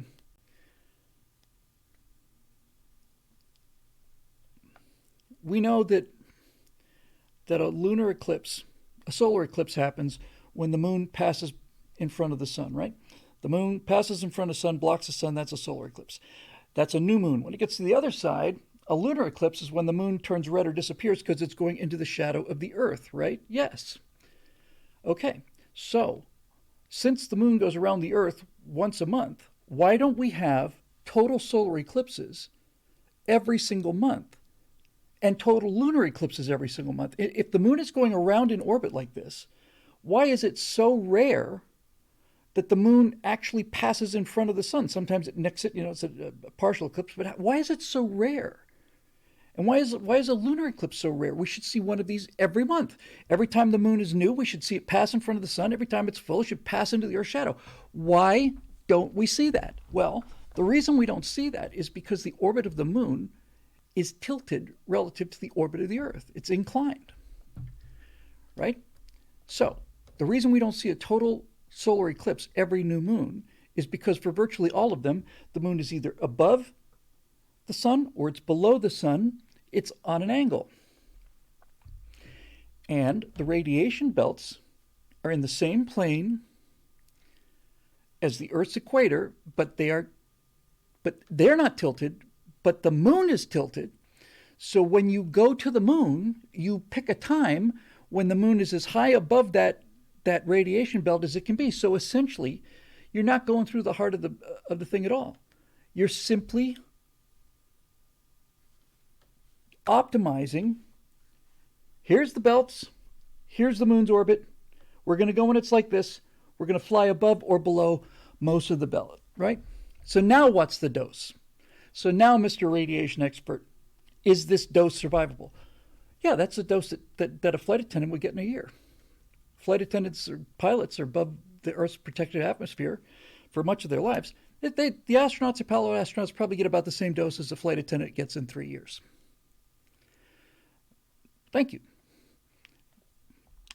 Do you believe that there are flight attendants who have a life expectancy longer than 3 years after they take the job? In other words, are there flight attendants who've been doing this for more than 3 years?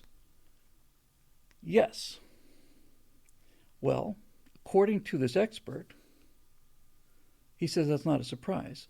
But according to you, you're saying those people should be dead because I've just shown you that these flight attendants take the same radiation dose that the Apollo astronauts do. So how do you explain that? This is the kind of thing you have to do. And I got such clear ideas of it. One of the things you see a lot of, or hear a lot of is, well, the lines aren't parallel. The shadows are different, right? Shadows are different. Look, the sun is out here, so all these shadows should be parallel, right? Absolutely, yes. Why is it then that these lines the shadow lines are doing that? It's because the light is closer. It's costing. Okay, we can deal with this. So, in order to solve this one, here's what I would do. Let's say, all right, we've got some people standing here in a parking lot. It's a new parking lot, and we're going to put a drone directly overhead, and we're going to look down, and the people are there doing a mariachi dance or whatever, doing lambada, to show that there's no cuts, right? So this is constant motion. So we're now in a simple photographic drone. We're directly above the parking lot, and we're looking down. All of these yellow lines are parallel. Can we agree on that? That these parallel lines make up the parking lot? Yes. Okay. Now we're going to fly the drone back down to Earth to 6 feet above the ground. We're going to do it continuously. We're not going to do any cuts. And when you bring the drone down, and the drone is at the front of the parking lot, what you'll see is those parallel lines start to turn into that, right? Because one end of the parallel line is further away than the near end.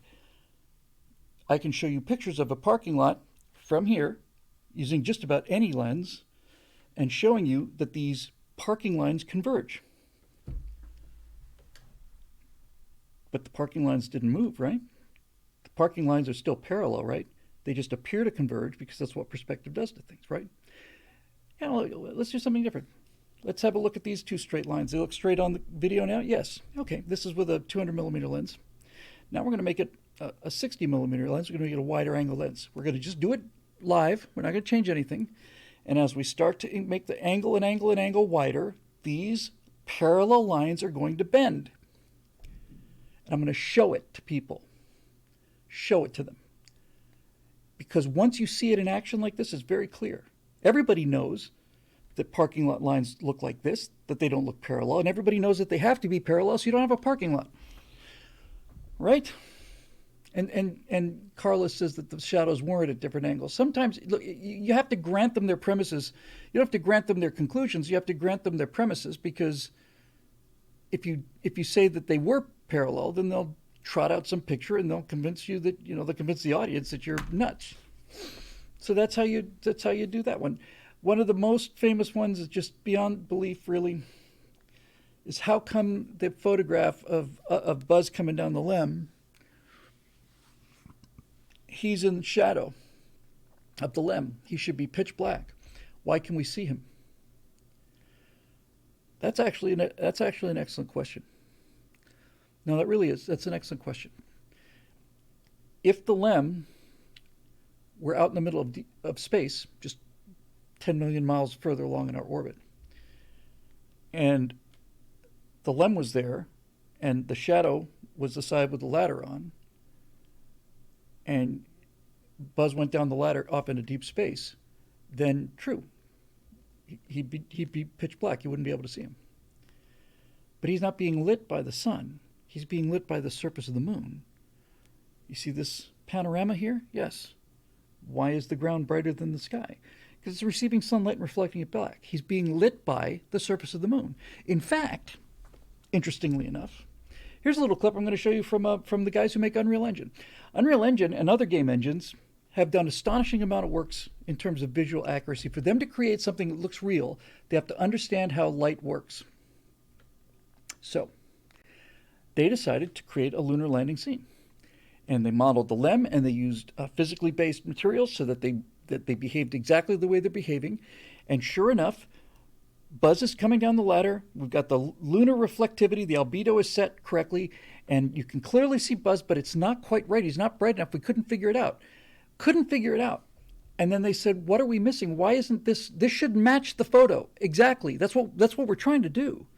We've got the moon reflecting. We've got our f-stops all right. All our materials are right. The exposure's right. Why is it that he's a little dim? He's clearly there. There's no question he's there. Why is it a little dim? And then they realized that the one thing that's missing is Neil.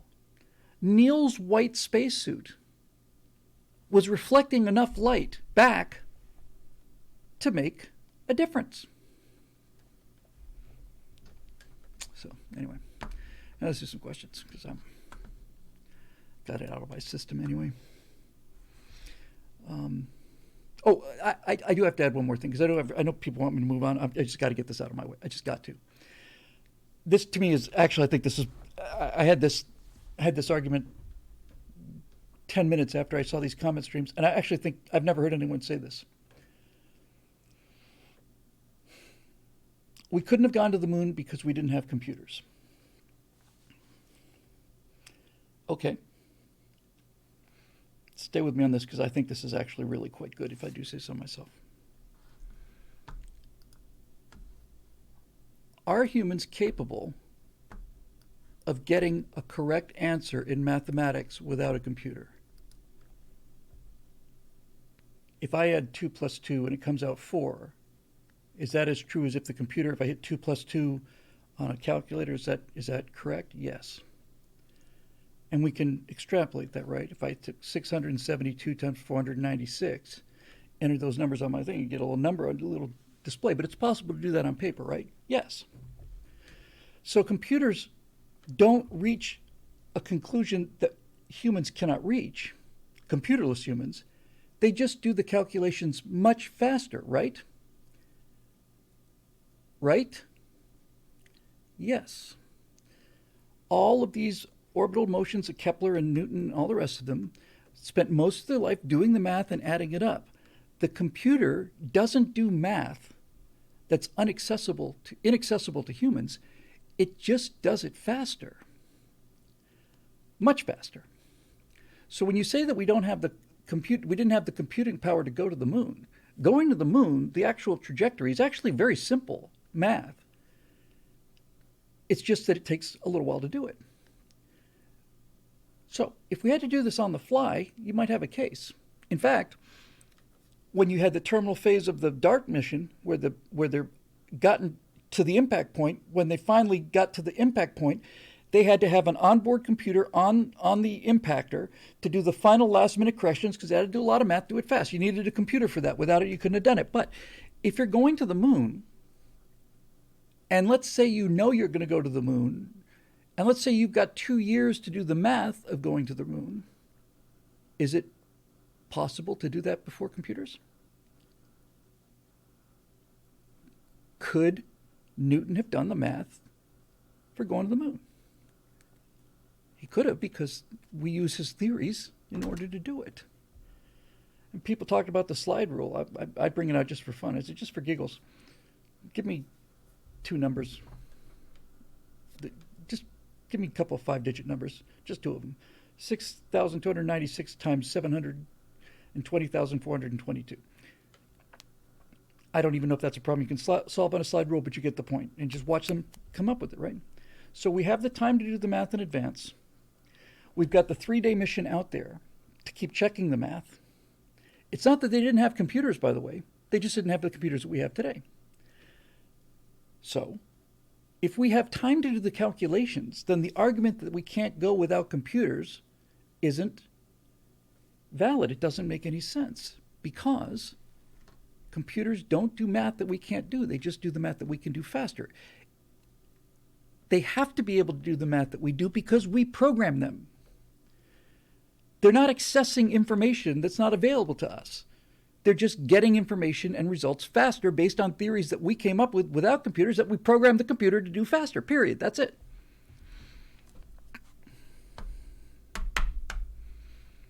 How did they have enough oxygen for 3 days? I don't know. That's a tough one, all right. How do they have enough oxygen on board a plane to do a 24-hour flight from Los Angeles to Abu Dhabi, nonstop? How do you carry enough oxygen with 300 people on board? No, still in the atmosphere. You get the idea. So they're not in the Soviet Union. There's 10,000 of these things. The Soviets congratulated us. That must have been a tough pill to swallow, but they can't deny the fact that we went. We're going nuts as a society. Flat earthers, moon deniers, all of them. Every day, more and more and more of them, and they're getting more and more angry, and they're getting more and more emotional about it, and we got to watch it. Asaf Indian Twitch quotes one of my favorite movie lines of all time, and that's at the very, very beginning of Apollo 13, and Tom Cruise is out back talking about going to the moon, and he's Jim Lovell, and he says, going to the moon wasn't a miracle. We just decided to go. That simple. Why haven't we been back since? Because we decided we didn't want to, or we couldn't pay for it. And it's not lost information to say that NASA can't go back to the moon today. The information is still there. The expertise is gone. It can be recovered, or you can do it again. By the way, when you watch those 2 SpaceX boosters coming down, nailing the landing site, could you do that without computers? Absolutely not. Not a chance that you could do those without computers. That technology is dependent on high-speed calculations all the time. So, there you go. Sometimes I just have to vent it out. That's all there is to it. All right, let's see what we got here. I'll go to BillWhittle.com and find some questions here. And I must put on the cogitation spectacles, by the way. All right, what do we got?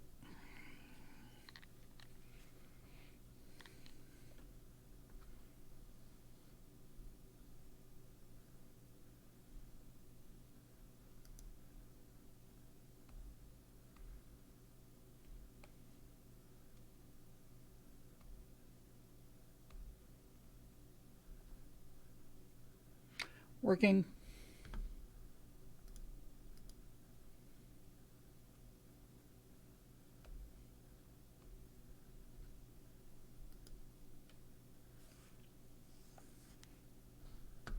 Hopefully these will be shorter. I could do a lot more of them if they were shorter.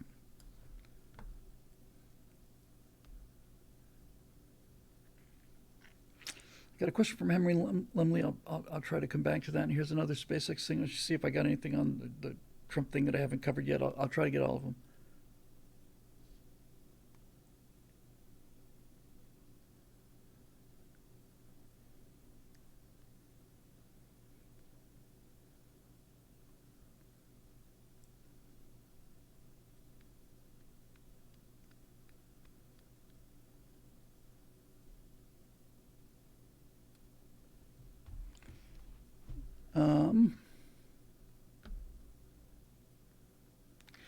Well, got a couple here from Bert Hennon. One is, does Trump's indictment simply guarantee he gets elected? I don't know. I've been surprised in the past. It certainly ups my motivation level, and we did talk about that. In the beginning, Bart, so I hope we got most of that covered. Here's another one from Bart. I don't think I've seen Bart before, at least not as frequently as I would have liked. Bill, with the SpaceX Starship test launch getting inevitably closer and the FAA is still dragging its feet on approval, God damn them. Hypothetical scenario, suppose Musk decides to stop all Falcon man flights to and from the ISS until further notice. Might that not serve as a reality check to government agencies? That's a damn good idea. That's a damn good idea. Pulling Falcon flights would leave the USA again with no way to get people to and from Earth orbit now that Russia is also experiencing issues with their Soyuz craft, and with Boeing continuing to embarrass themselves with Starliner's ongoing failures and delays, Musk really is the only game in town. Thoughts? That's a freaking fantastic idea. That really is. Why not just say, okay, we've jumped through the hoops that you've given us, and we've jumped through them for 2 years. You managed to slow us down for 2 years, and wasted 2 years of my life and lives of people, and 2 years that we could have been further along. You've done all that, but now it's just plain dragging your feet. So either we get approval for this flight, or we're not taking any more of your contracts. Well, then we'll cut all of your launch licenses. Well, then nobody goes to space anymore. And you try to make that case to the public, because I get the feeling I could, and I don't think you can. I think that's a great, great, great, great argument. Okay, you want to make it this difficult? Then I'm going to do a press conference with everybody. I'm going to say, folks, we did the most amazing things. We landed all these recovered, sent all this stuff out there. We got a Starship that'll get us to Mars, but the U.S. government won't let us go because they won't let us go. So we've decided we're not going to do space anymore. I don't know whether they're protecting their Artemis program. I know that they did a flight, and then the next flight is scheduled for 2.5 years later. If everything goes well, we're at the point where we're trying to do a flight every 2.5 days. But we're basically tired of waiting for this, and we're tired of spinning our wheels. So we're taking this company and we're moving to Angola, or some other place that doesn't, it's determined not to hold us back. Some place that's not determined to make sure we never get into space again. I would do that. I would lay out on them thick. I think it's a magnificent idea. I really do. I think it's great. Commander Carter says, build an island in international waters. This is something I've thought about a lot, not just on this, but just on the whole kind of, God, things are going to hell here so fast. I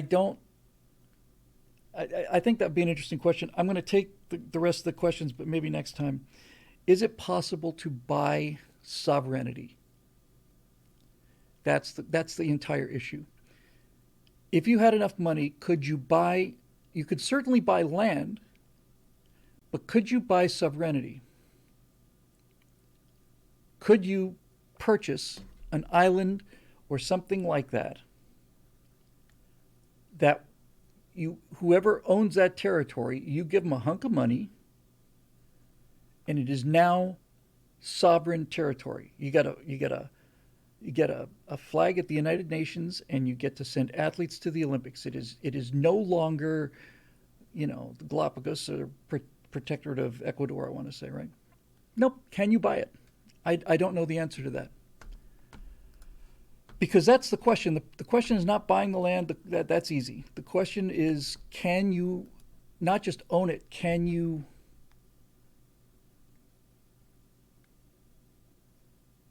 own it forever? And GK Master says, not really. Sealand tried it. I don't know if I've ever heard of them. And Marusha says, in order to be sovereign, all you need is physical land and the acknowledgement of other sovereign nations. And I think that could be bought, actually. It also says that sea land was technically below water, and that's an artificial floating.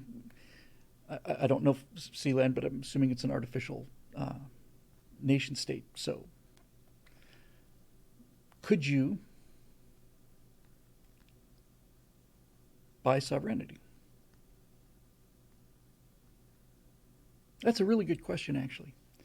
Jose says, that's a clever name. Jose, as part of the lunar landing suit that I'm going to be using, is Jose attachment, Jose B attachment. Do you have to pay taxes though? No. This is the point about sovereignty, right? You wouldn't. You would have whatever taxes you would want. You would. You just. If you didn't want to have taxes, you wouldn't have taxes. You're not beholden to anybody. That's what sovereign means. You don't have to pay anybody. It's yours. You govern it. No one. No one can tell you how to run it. No one can tell you what to do with it. It's your country. That's a great idea. But that really is a great idea. And I really have never thought about that. But that is a fantastic question. Truly is, Bart. If he really decided he'd had enough of it, and I've certainly had enough of it, you know, there you go.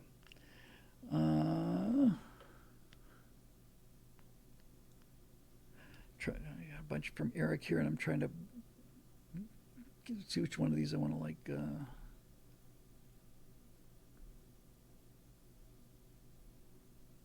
There's a question about the Super Bowl ads, but I think we've talked about the transgender thing enough for this episode in the beginning. And then Marusha's got one that looks like it's got something to do with this. All right, so here's one. So the Chinese balloon incident, rating it as it comes to me. And the questions are shorter, by the way. Thank you for that. So here's a left field take on the China balloon incident. Looking at this story, I can't help thinking of all things about another bizarre incident involving a harmless weather balloon in 1947 near Roswell, New Mexico. I actually had that thought myself. Now, bear with me on this. People have always imagined the UFO in question was an alien spacecraft, but I can't help imagining that it was, in fact, a balloon, but a spy balloon from the Soviet Union. The U.S. government told a partial truth, but feared rising tensions, hence harmless weather balloon. Funny how that's what the Chinese are saying now, isn't it? Just a harmless old weather balloon. The Roswell incident is a great example of why I don't believe in UFOs. There's no question without question, there's no such thing as, without question, there are UFOs. There are unidentified flying objects. We've seen them since we've been in the air. In fact, unidentified flying objects have been reported throughout all of human history. So we need to be careful with our definitions. Most people think a UFO automatically means an alien intelligent craft. No. The existence of UFOs as unidentified flying objects is beyond dispute. The question is, are they little flying saucers with green men in them? And when you see the Roswell, New Mexico now is a gigantic tourist attraction. Well, not gigantic. They've got the little alien, everything's got the big heads and the big eyes. So it's kind of UFO central, Roswell. Because the people who believe that UFOs are alien craft point to it as some of the only physical evidence they have. The argument is that a flying saucer crashed into the ground near Roswell, New Mexico, and pieces of it were recovered. And I've seen it. I'm going to find it.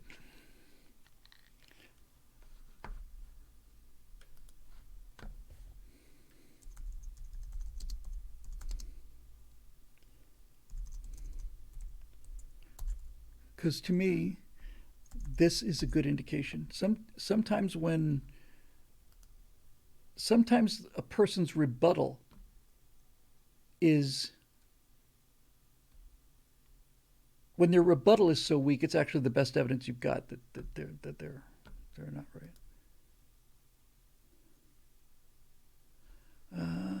This is the photograph I remember seeing. This is what people claim is concrete evidence for alien craft visiting the Earth. Please don't do this to me again. Oh, there we go. It's worked this time. That's what was recovered from Roswell.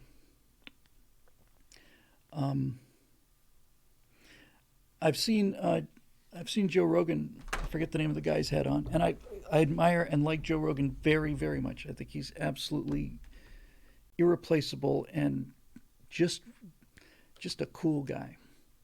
And I've heard him talking with that guy whose name eludes me. It'll show up in just a second. Um, Claiming that he saw UFOs, he worked on them. He was an engineer at Area 51.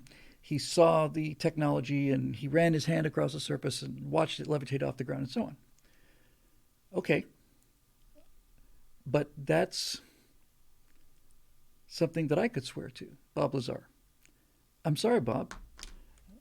It doesn't. You're going to have to do better than this is something I saw, because if that's the standard we're using, then everything is provable. You know, everything's provable. I saw John F. Kennedy last night with a jetpack holding Marilyn Monroe in his arms. They were both in their mid-30s. I think they'd been genetically restored and so on. Prove I didn't see it. It's not that's not proof.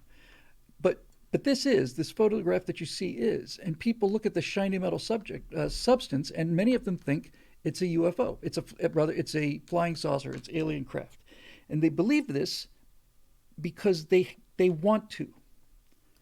I want to believe that's the poster in Fox Mulder's FBI office, right? I want to believe. I want to believe too. I really do.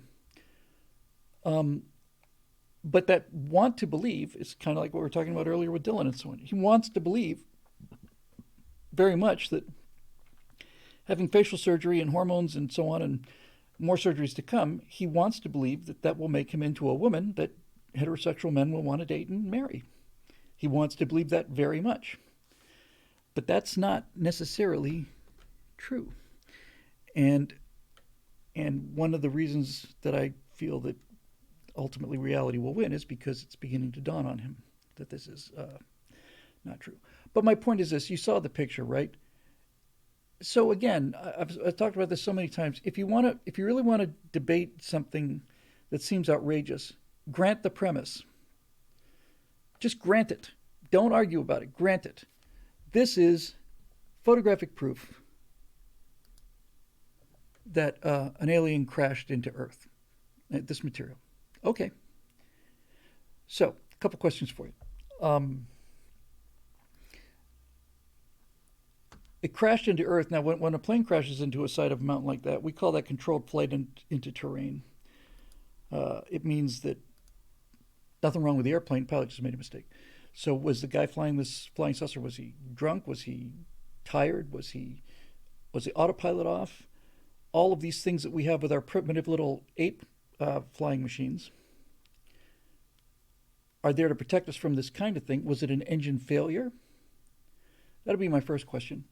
My second question would be, what's the total mass that you've recovered from this? It looks like it might be a pound or two. Even if it's anti-gravity powered, it's got to have enough mass that you can put somebody in it, right? This is it? This is all you got? And then you go to, now, turns out that there are people that made radar reflectors, because we're dealing with the early days of the Cold War. We didn't have the satellites, we didn't have the radars. These were all experimental tests. And this is exactly how you make a radar reflector. As big as you can, as flat as you can, made out of a metallic substance. That's what's going to return the strongest echo. And we're dealing with new technology in the 1950s. So if you ask me which one of these is more likely, whether an experimental radar reflecting balloon that may or may not have been secret, probably was, used to calibrate and test our new radar systems, whether that actually lost buoyancy, as every balloon will do, fell out of the sky, and produced about as much wreckage as a Jiffy popcorn container, or these are the remnants of an interstellar craft capable of traveling, if not faster than light, then certainly, I don't see how you have a slower than light flying saucer. Then, there you go. Which one is more likely? It's not even a question of more likely, right? Which one is believable? If I smash a Cessna 150 into the ground, I'm going to create a lot more wreckage than this. If I take a fabric wing Piper Cub and smash that into the ground, I'm going to have orders of magnitude more wreckage than this. I'm going to have engines, I'm going to have wheels, I'm going to have all kinds of heavy metal things. There's going to be shreds of canvas around that look like this, but I'm going to have actual wreckage. And this is it. Marisha Dark says, Bill, if Lazar is just making it up, then why is he so badly persecuted for what he said? He's just nuts. The government would just renounce him as a crazy person and ignore him. First of all, I don't know what Bob Lazar does, and I don't know how much of the government following him around and harassing him is actually true, and I don't know how much of it is coming from Bob Lazar. Now, if Bob Lazar claims that he worked on an anti-gravity flying saucer, I find that difficult to believe. So if a person's capable of telling that kind of a story with a straight face, adding a couple of, I was followed here, or helicopters followed me there, that's not terribly tough. And furthermore, if he was an actual employee at Area 51, I don't know the history of it, I don't know anything about Bob Lazar, just get that on the table, okay? Just get that on the table. However,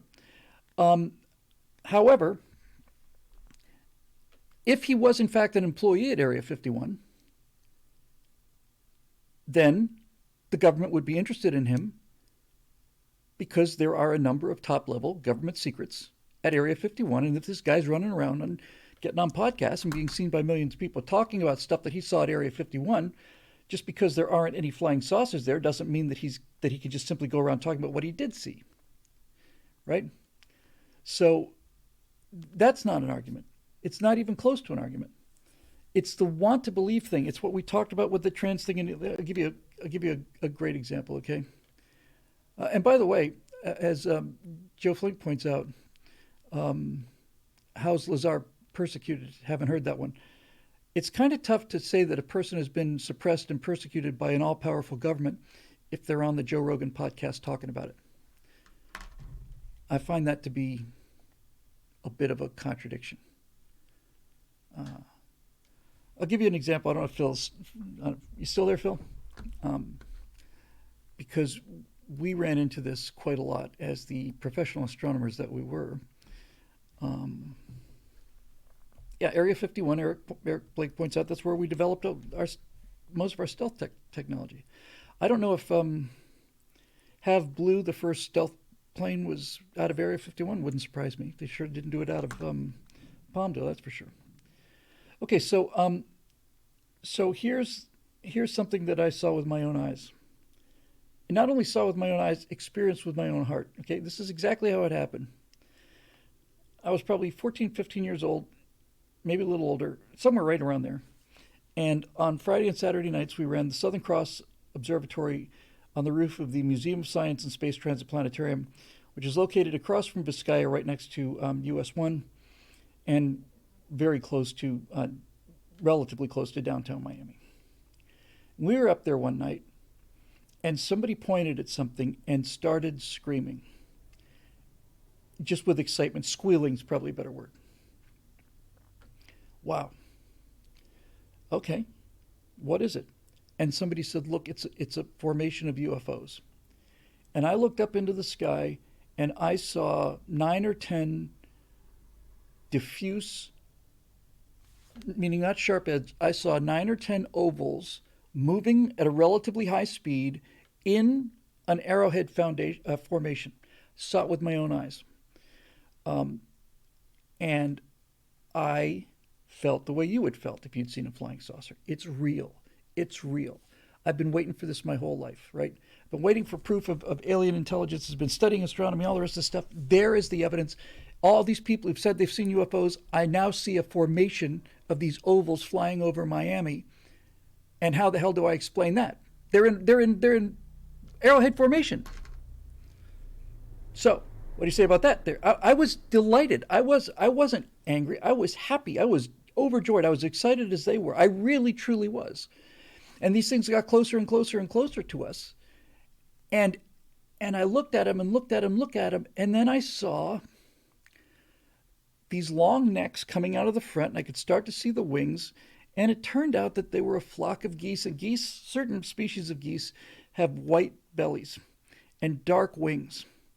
and the light pollution coming up from the ground from the all of the sodium vapor lights and the parking lights, the street lights, all of that were reflecting off of the white bellies of these geese. And that's all you could see at a distance. But as they got closer and closer and closer, you could begin to see the dark parts of the geese. You could see their little wings flapping and their necks. And I felt miserable. Miserable. And not even thinking, I just said, oh, God, what? No, it's just geese. It's geese. Look, if you look carefully, you can see these are just the bellies of geese, right?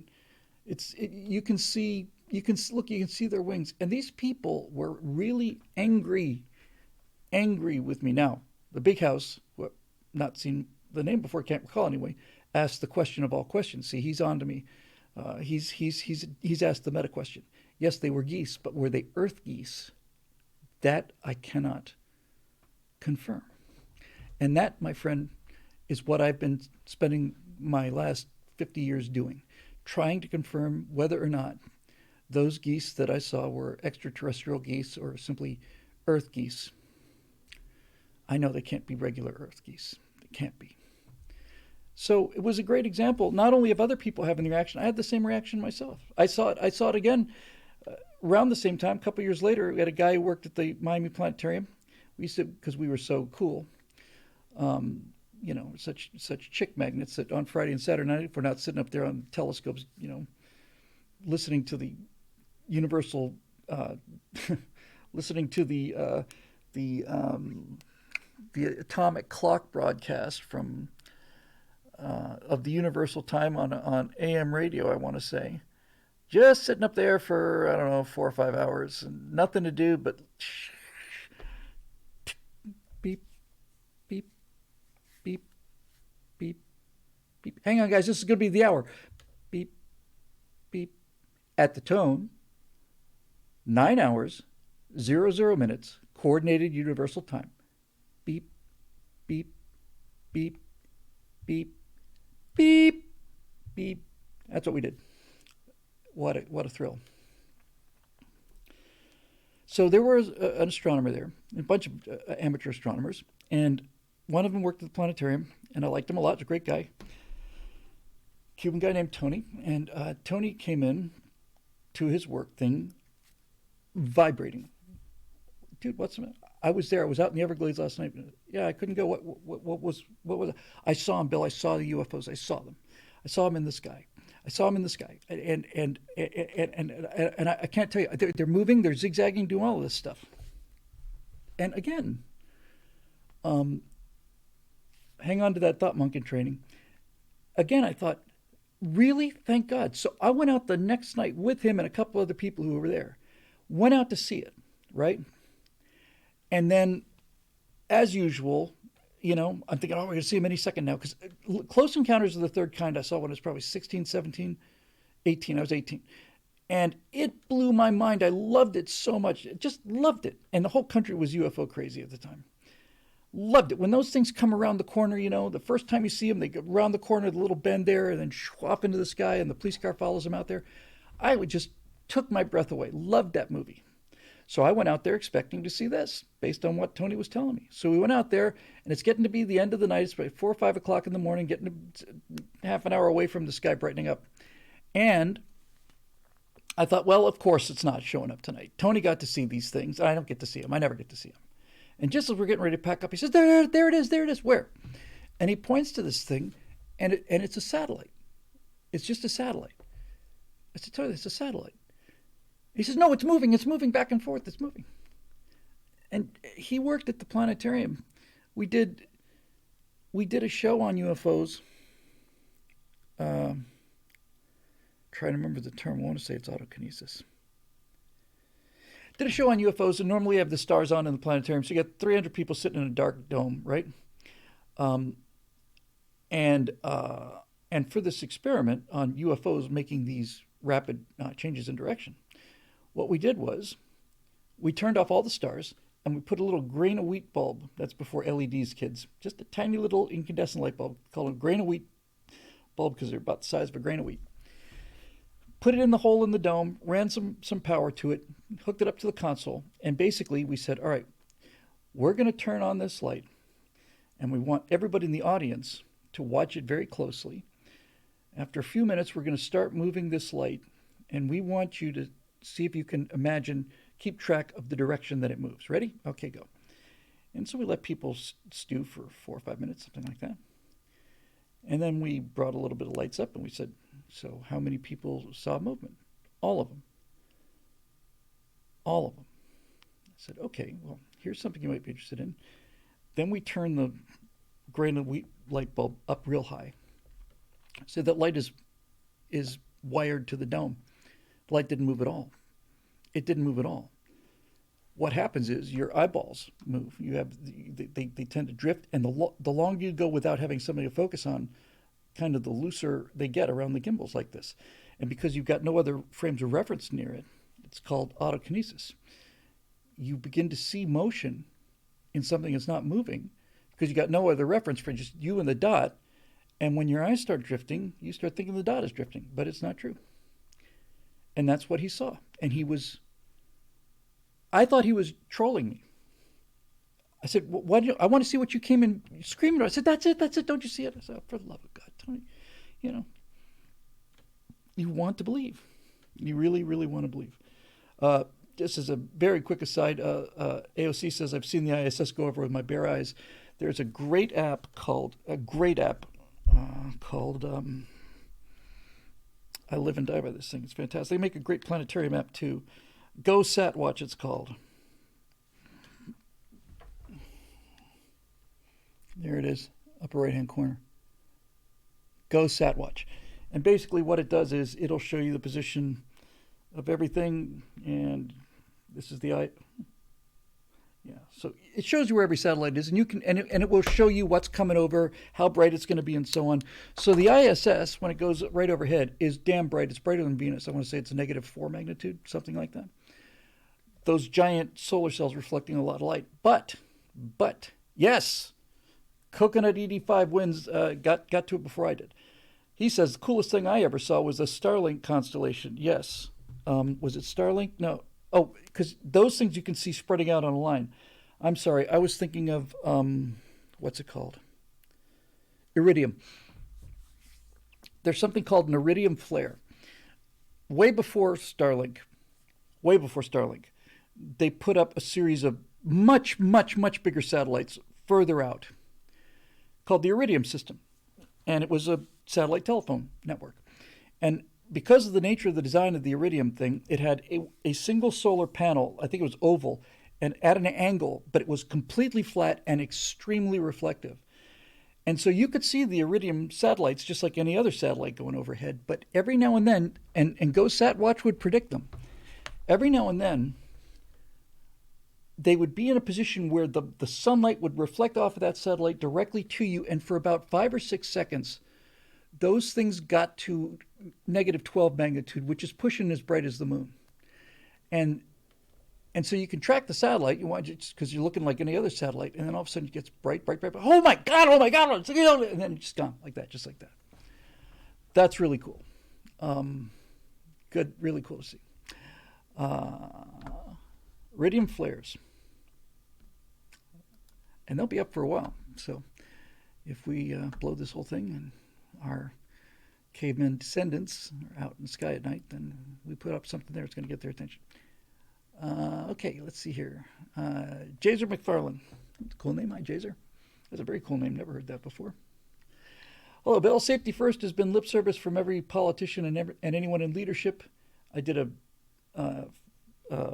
right angle segment called the safety cult about my experience that I talked about last time with the how the Thunderbirds looked in 1966 versus how they looked in 2023. And I thought, my God, I must have really imagined it was so much better. Then I found footage of it. It was much better.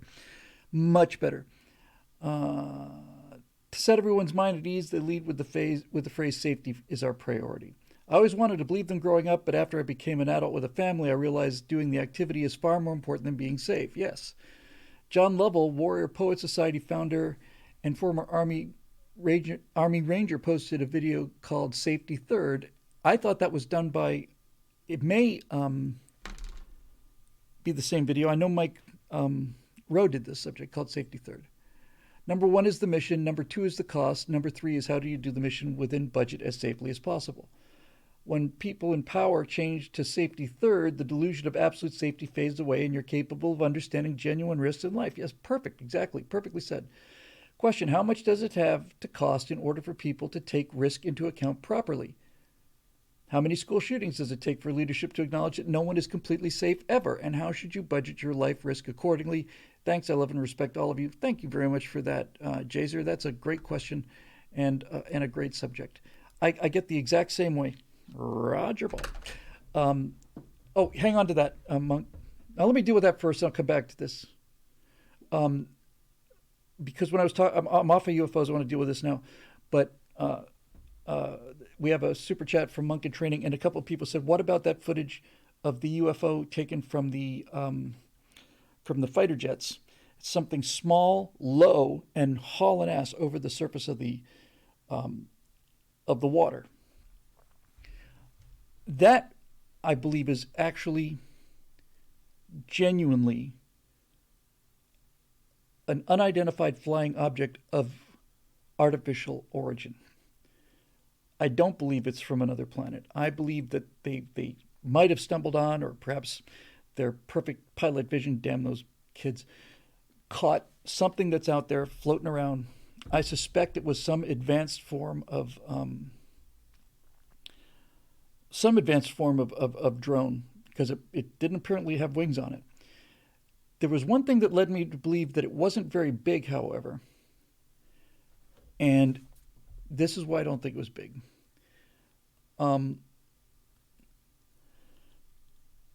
The most famous, this is easy to find.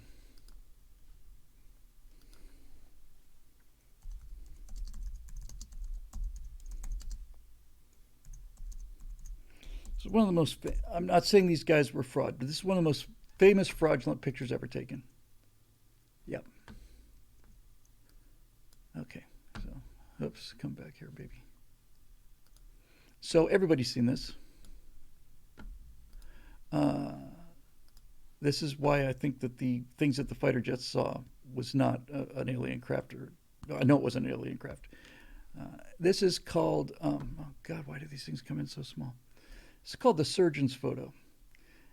It was taken, I want to say, in the 1920s, and it was for the longest time ever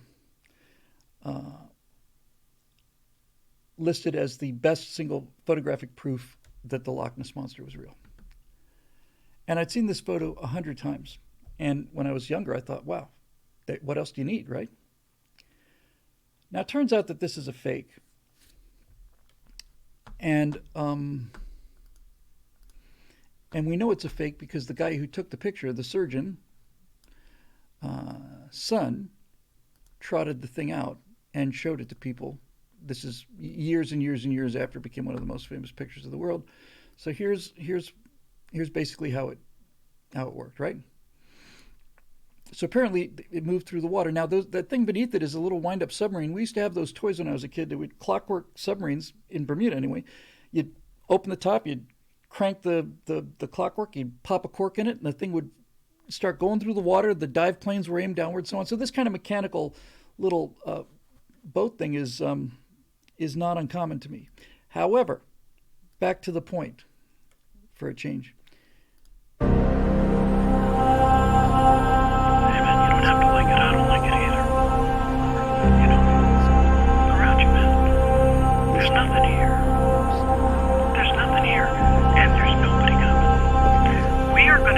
When I found out that this picture, yes, an LTV, and that's all there is to it. Now, I don't like it, and you don't like it, but that doesn't make any difference. If we don't start working together, then neither one of us are going to get off this fucking road ever. Sorry. Okay. Stop. Just stop. Everything. Stop. I don't like this. Okay.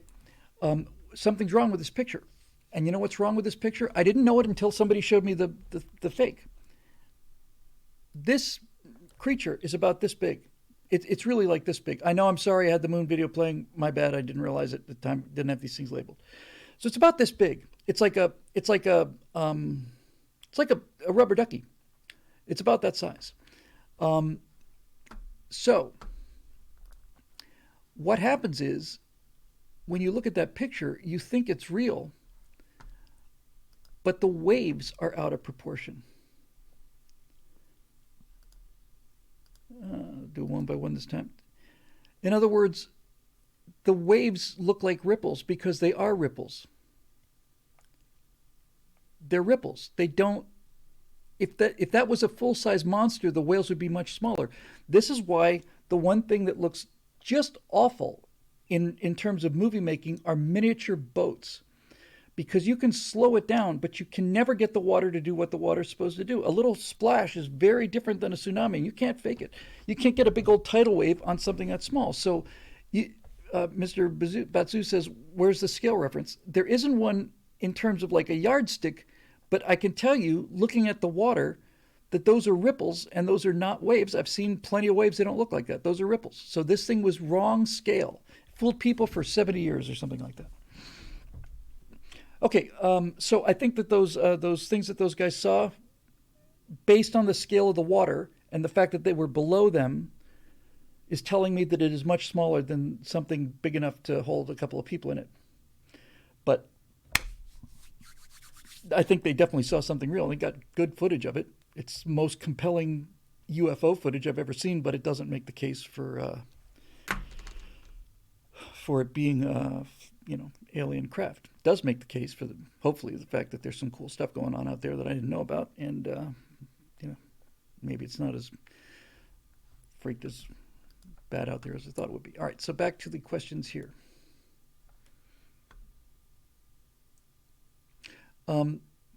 So Jay's talking about risk and reward and stuff. And when you hear people say, I won't, GK, text me tomorrow, please. When you hear people say, our kids have a right to go to school in safety, people have a right to go to the mall in safety, you don't have that right. That's reality. That's the reality smash, the reality wrecking ball again. There is no such thing as perfect safety. And the idea that you have a right to safety is a first world problem that never existed before 20 years ago.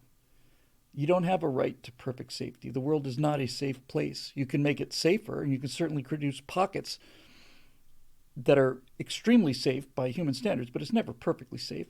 You can always step off a curb into a bus. You can stand on a curb, have a bus jump a curb and hit you. There is never, ever perfect safety. And if you start out from believing that, then you're going to be in miserable shape for the rest of your life. You don't have a right to perfect safety. You don't have a right to a life free of disease either. How can we let this disease kill so many people? Well, that's the world we live in. That's welcome to planet Earth. There are microorganisms, and most of the time our immune systems, which are magnificent, just slaughter these bastard viruses by the trillions. But sometimes they get ahead of us, and people get sick. And my wife just got sick, and I got sick, real sick with the unknown virus of unspecified origin a year and a half ago. And if it had killed me, it would have killed me. And I have no right to say, I have a right to be healthy. I have a right to be protected from... No, you don't. You don't have a right. So once you understand that life isn't fair, then you can at least start talking like an adult about it. When we talk about tragic deaths, every death is tragic. If I hear the word tragic one more time, I'm just going to scream, right? The tragic story of Kim Kardashian's marriage, that kind of thing. So you don't have a right to safety. So when people talk about things like shootings, they talk about things that they think are preventable. And it turns out that mass shootings are preventable because we went through virtually all of our history without them. They're a modern phenomenon. But they're not due to guns, because That's plainly obvious. Guns were available everywhere all the time. You could walk into a Sears and come out with an armload of guns, all the ammunition you could carry. Didn't need any ID, nothing. You just bought it. You bought it like you'd buy a pair of boots. When guns were everywhere and kids were playing with guns and guns were glorified in TV shows and on commercials, there were no mass shootings. And the more we demonize the gun and the more we make it about the gun, the more mass shootings we get. The guns haven't changed. What's changed is the destruction of the family and the ability to spot people going off the rails at dinner 3 years before they shoot up a school, rather than finding out after the fact that, yeah, my son was one of those kids in the basement building a bomb. Right? So you can't do a risk-reward calculation until you accept the fact that there is risk in everything. Even if you're the most careful person in the world, there are things you can't do anything about, you know? We were in Mexico. My wife's had a bunch of really miraculously close calls, in my opinion.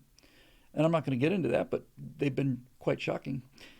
And we were in Mexico. She was standing under a palm tree. They don't have a lot of those in Siberia, so I took a picture of her, stood way back, took a picture of her.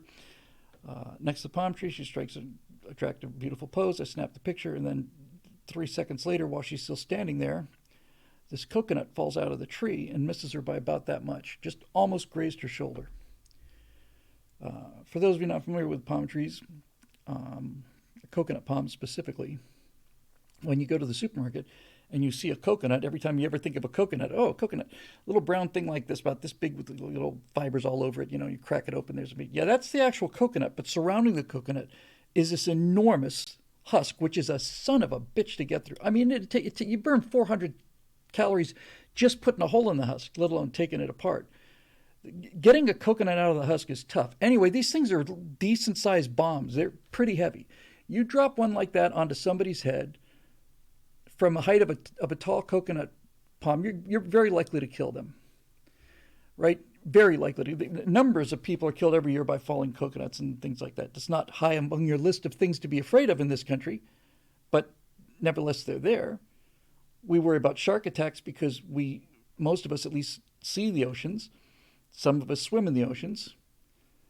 And I'm much more worried about a shark attack than I should be because I hate the sons of bitches. And even though this is extraordinarily politically incorrect, I know I'm supposed to respect them as the valuable part of the food chain that they are. And I get all that. I do.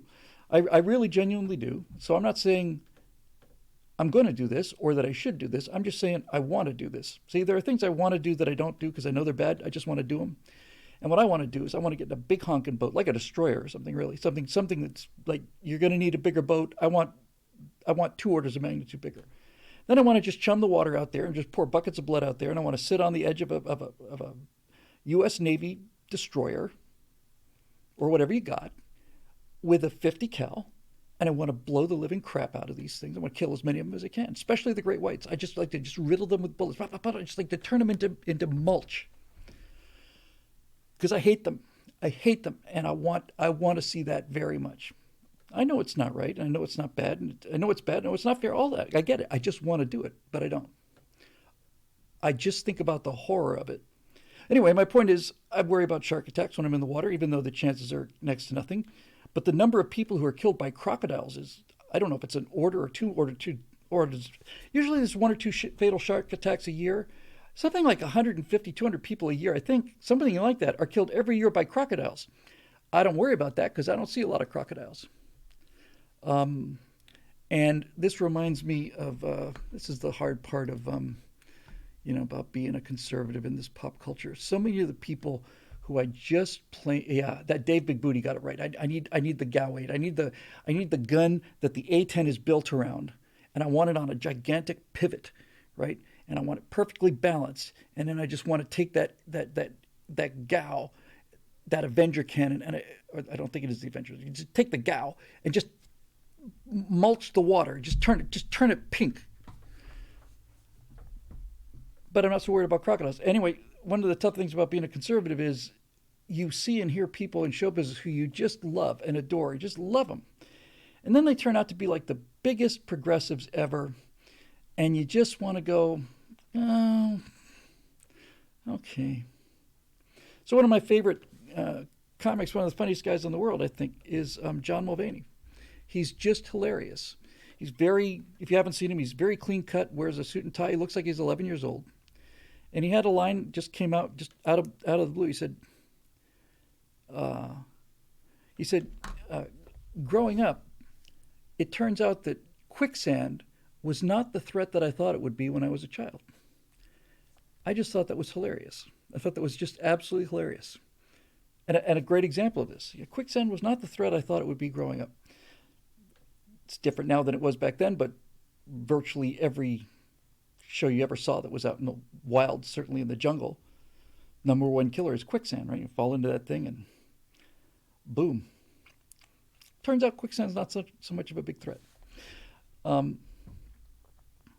So anyway, to the whole risk and reward thing, if you're not ready to buy the fact that it exists, then you can't make the calculation. And that's, I think, your entire point, Jazer, is how do you can even say, well, now we have for a change, we have a flash of insight here. In Los Angeles, there are still a significant number. It's decreasing, I'm proud to say, every month, but still significant numbers of people here wear masks in LA. Even the state of California has declared this crisis over. But where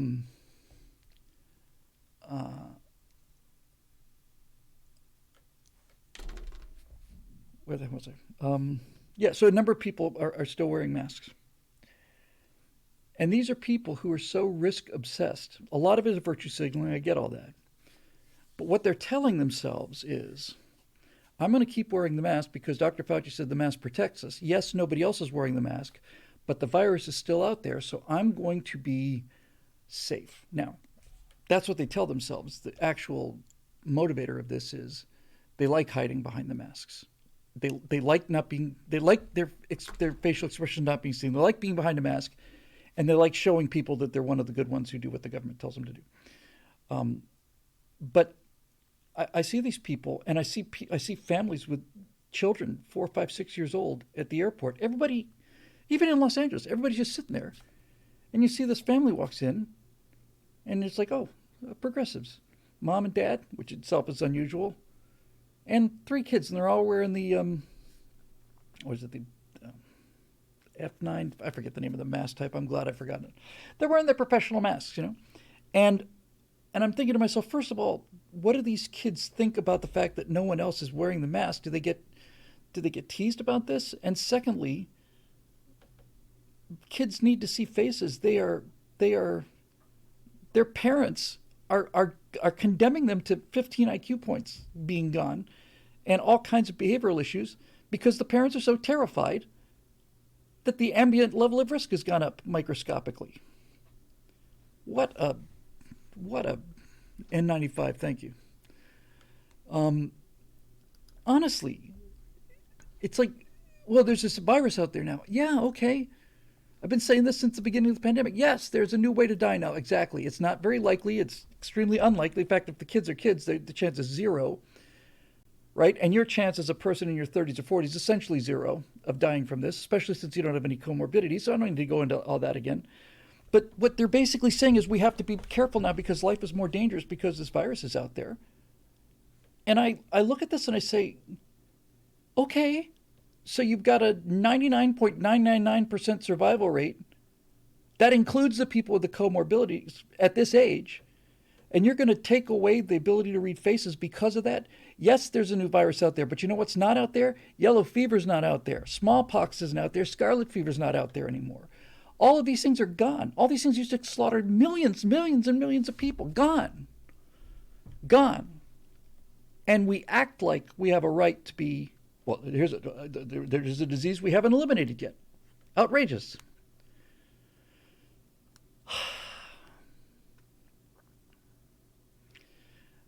Those masks now, for me, are like the safety flags that come off the back of like ATVs.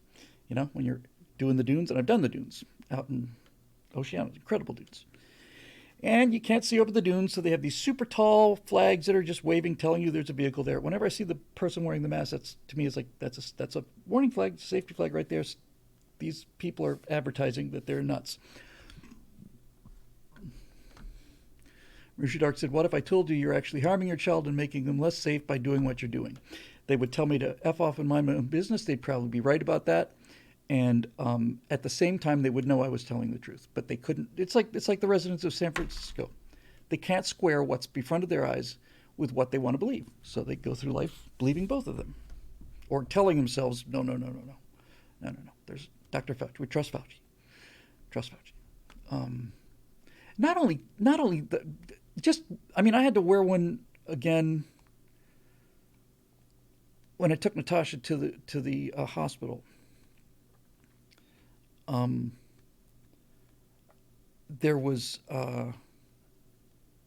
There's a law in California that says that everyone entering a medical facility has to wear a mask. Okay, all right, but even now, 3 years later, just wearing a mask for 3 or 4 minutes, it's like, how much carbon dioxide am I expected to rebreathe here? You know, I'm starting to get a little lightheaded just because I'm not getting any air.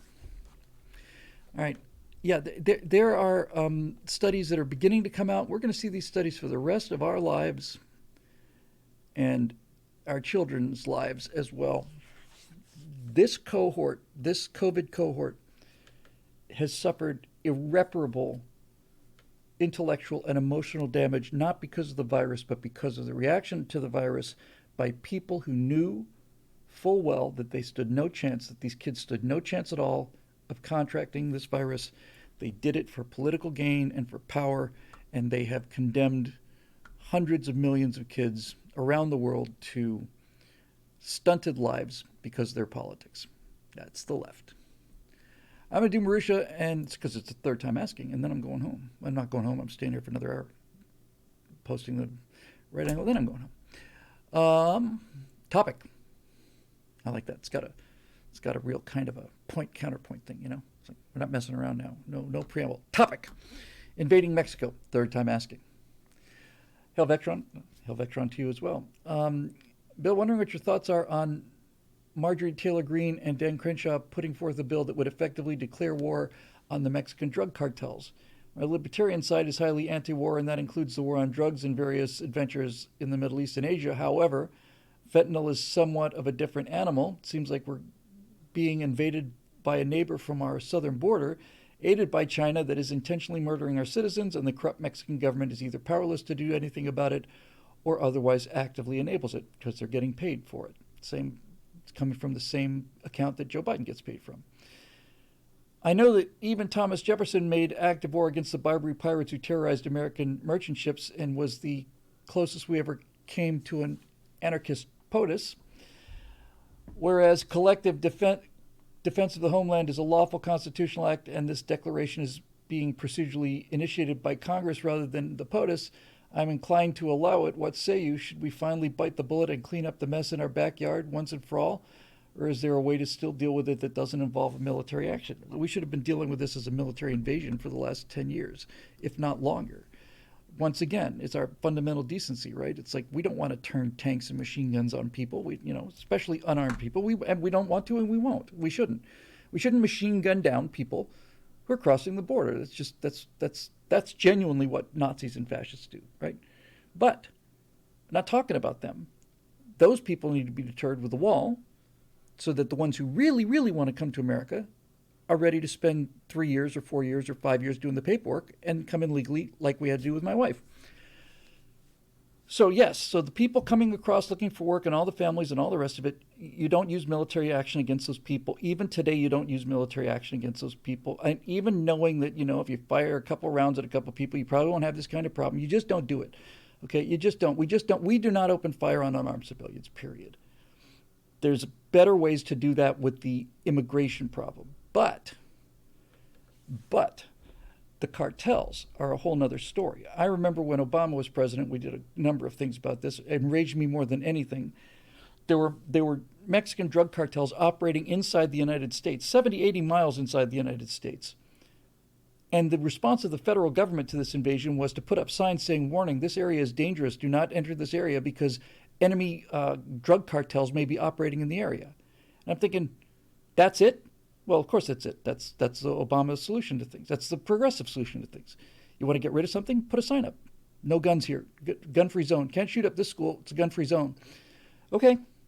So there were signs. This actually happened where parts of the United States had signs from their federal government telling citizens of the country that they couldn't go into this part of their own country because of enemy armed combatants with an agenda, organized, are here,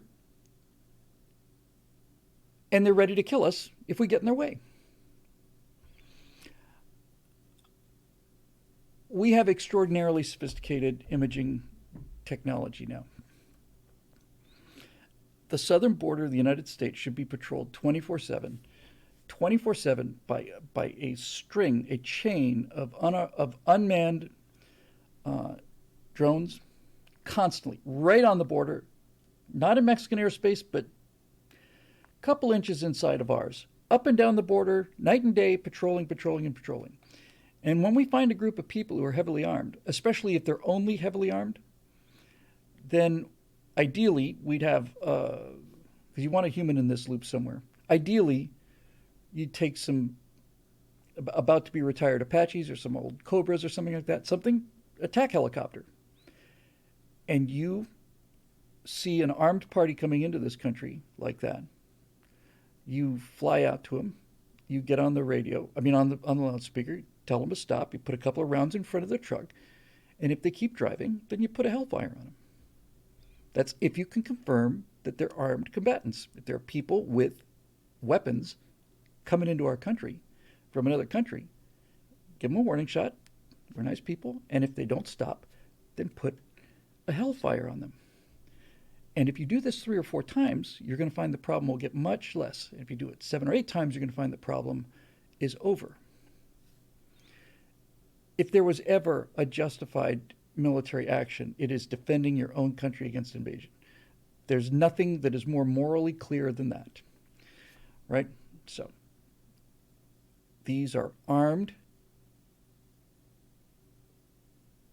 actors with malicious intent who are fully aware of what they're doing. They're not lost. They're not disoriented. They have already committed a number of murders if they're in one of these cartels. And I say have a nice flight. You know, they do it because they can get away with it. And the more they get away with, the more they push. The more they push, the more they get away with. It's never going to end. Remember ISIS?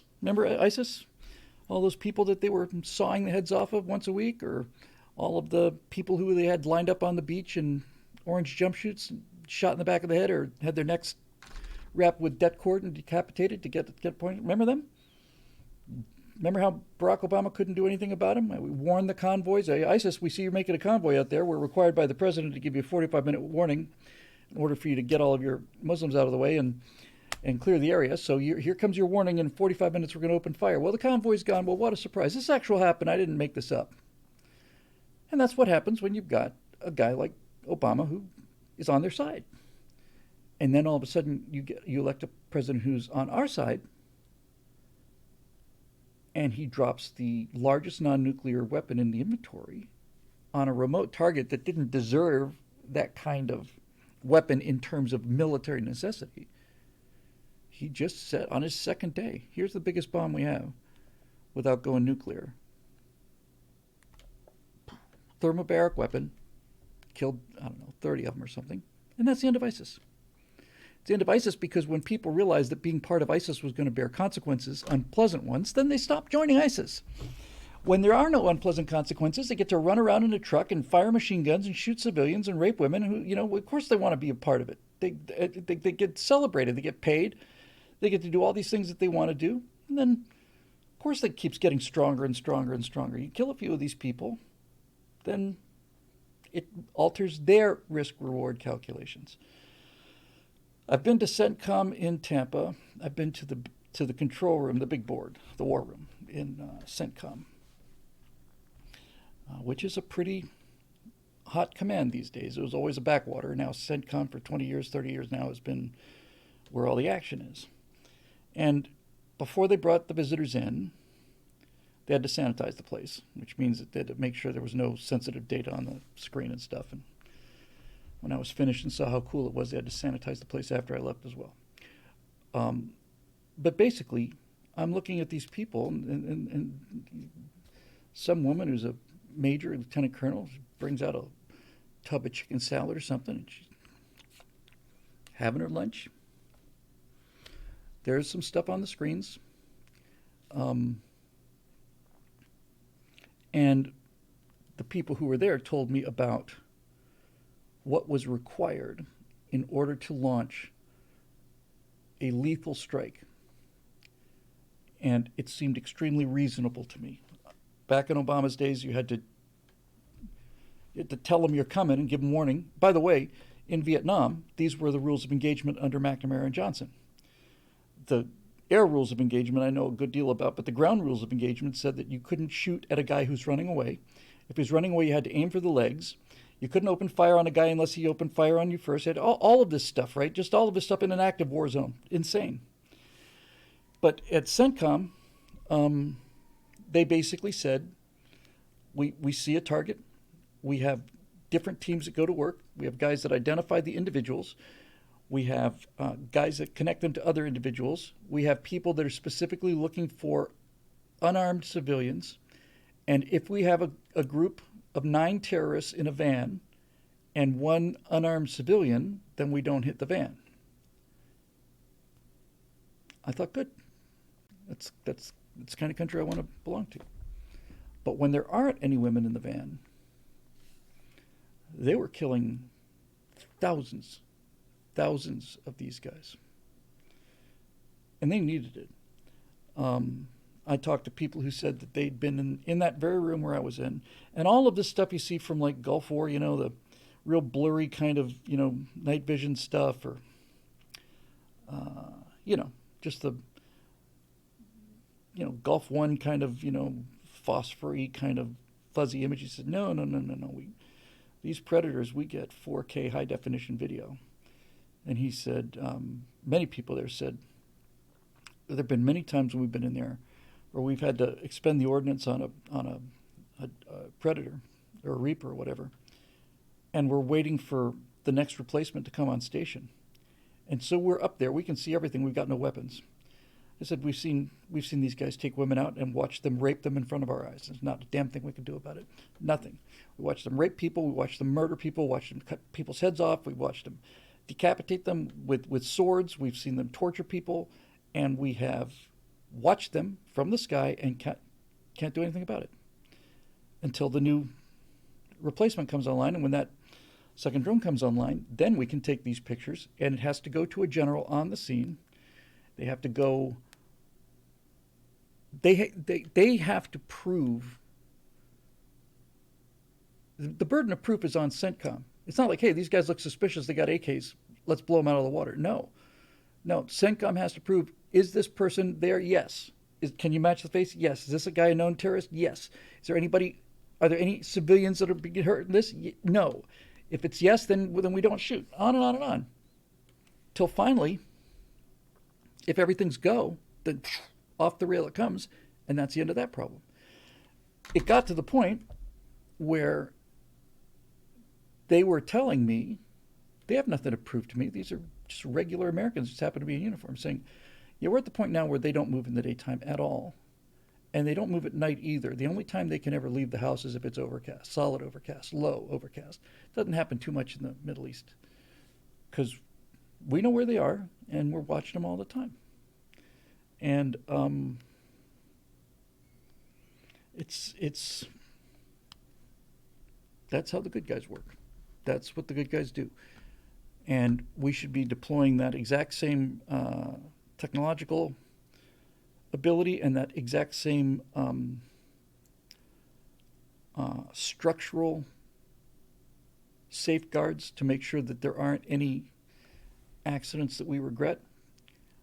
But if those things are in place and we have a clean shot and there's no question about it, then I say you take these drug cartel guys and you just put them into the atmosphere. Goodbye. Because you do that a couple times, it will encourage the others. I got a comment saying I need to check one comment section. Comment, what was it? Did you see somebody's comment about something or other? I think I saw it. Anybody remember what that was? Somebody was lecturing me and hounding me and harassing me about how's a comment I needed to take in the comment section. You got a few seconds to get that up there, whatever that was, kids. I'm trying to remember what it was and I don't.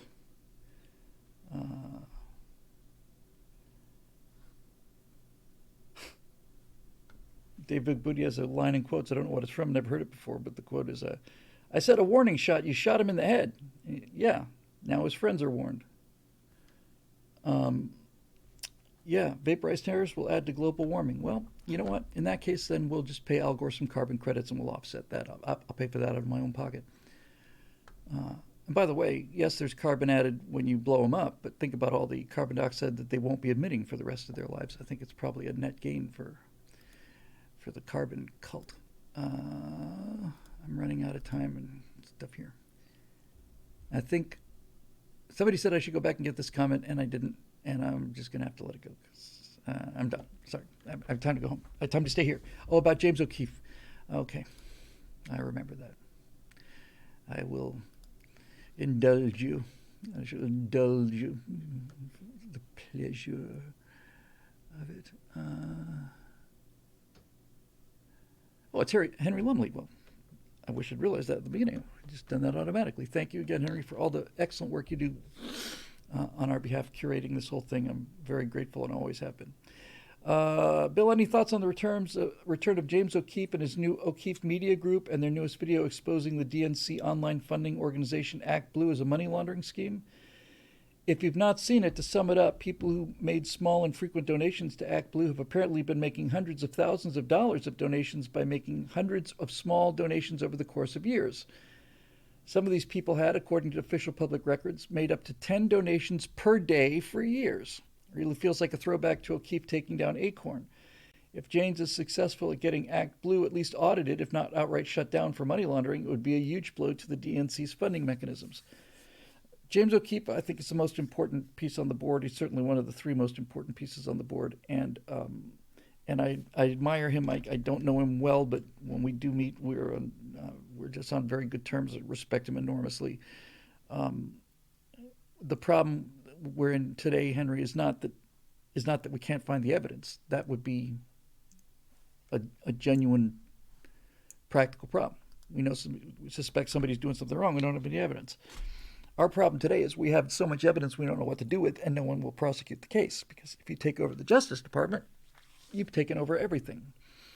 Doesn't matter how many laws you break if they refuse to prosecute the laws. Hillary Clinton's committed tens of thousands of violations.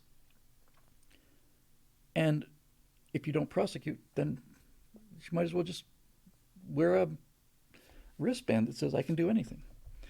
So it's not that. Now, if Donald Trump is reelected and the Republicans take the House and Senate and they do get serious about cleaning this thing out from the beginning, then this evidence will become very important. And James deserves credit for having done so much of this stuff. James O'Keefe would be 50 times more effective than he is if there was a Justice Department. If there was anybody willing to prosecute the crimes that he personally came up with he and his organization came up with the evidence for, then O'Keefe he'd be frickin' Elliot Ness, which he is. He'd be Elliot Ness with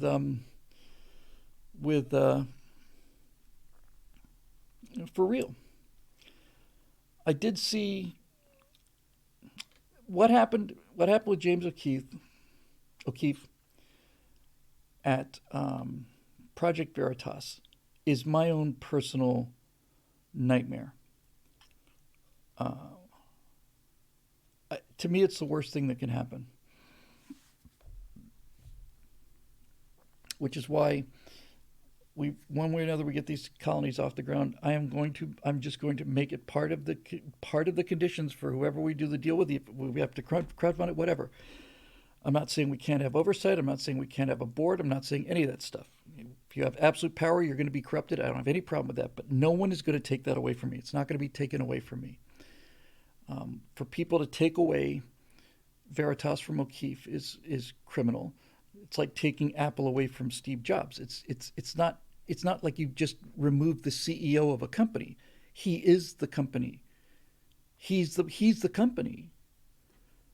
And and I find that appalling. If somebody were to displace Jeremy Boring and Ben Shapiro at Daily Wire, I would consider that to be a crime.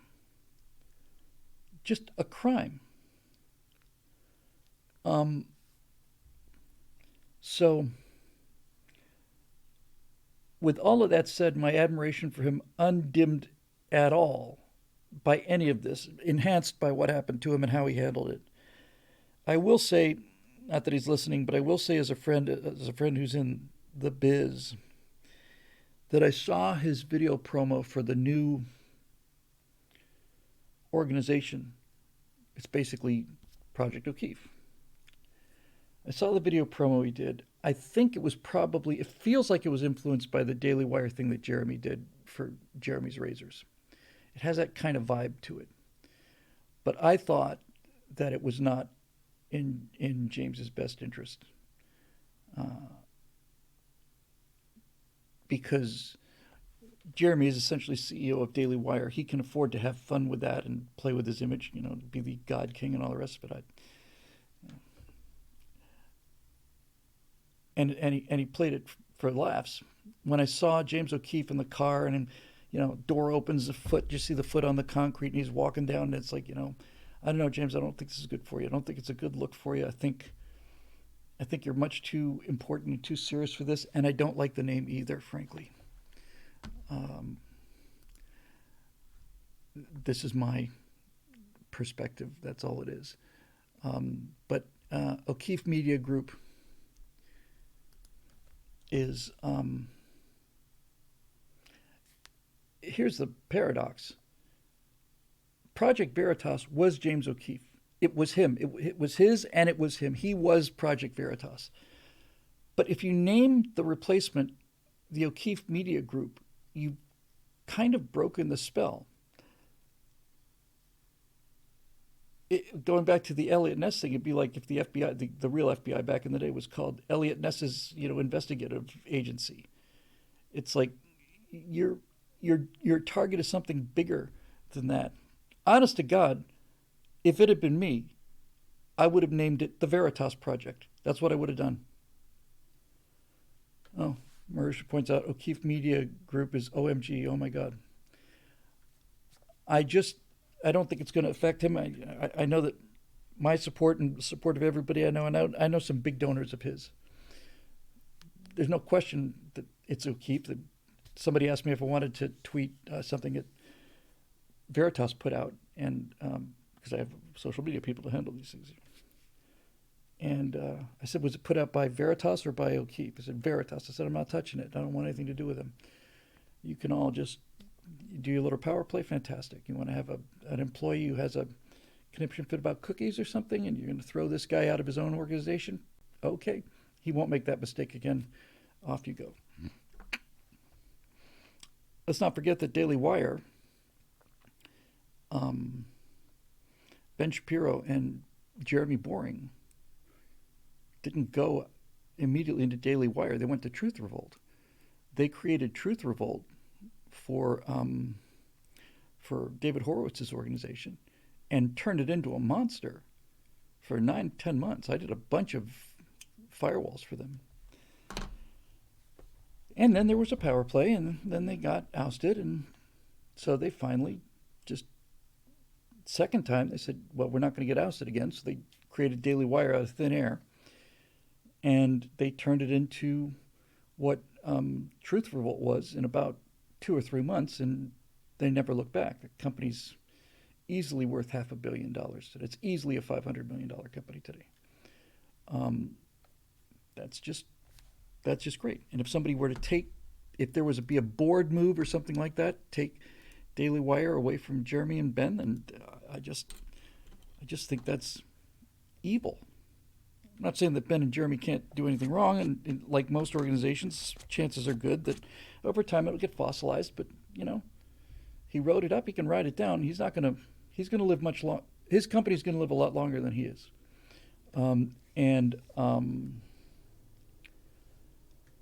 And, that's just how I feel about it.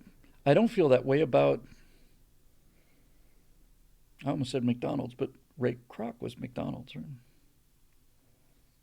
Um, I don't feel that way about the Aetna Insurance Company. Right? You fire the executive in charge of Aetna, then you get another executive. That's fine. But that's a businessman in a role. He's the product. James O'Keefe is the product, and Jeremy and Ben are the product. And so there you go. Um, anyway, you got your miserable 3 hours of flesh from me, you horrible vampires. Uh, Actually, it's great to see everybody. Thanks again for being here, all of you. We actually got to 300 plus members in YouTube there for a while. That's kind of fun. And yeah, and the show's made possible by the members at BillWhittle.com who keep hanging on here. I guess we continue to slowly bleed off members as I try to find something to do that'll break through the the the, the cap of views that I used to get in an hour. Now is that's the maximum. So I'm working on that, and to be honest with you, I've actually taken a little bit of time just to decompress a little bit. So anyway, for the members who are members and paying for all this, we're very grateful as always, and we would encourage you to become one of them if you're not. I am going to do Major Matt. I'm going to do it. Thank you for all of you who've been long-time members and short-time members and all the rest of it. Thank you again for all the support. As always, thank you for the very kind comments about the Stratosphere Lounge. And I'm trying to get my little thingy doody right here.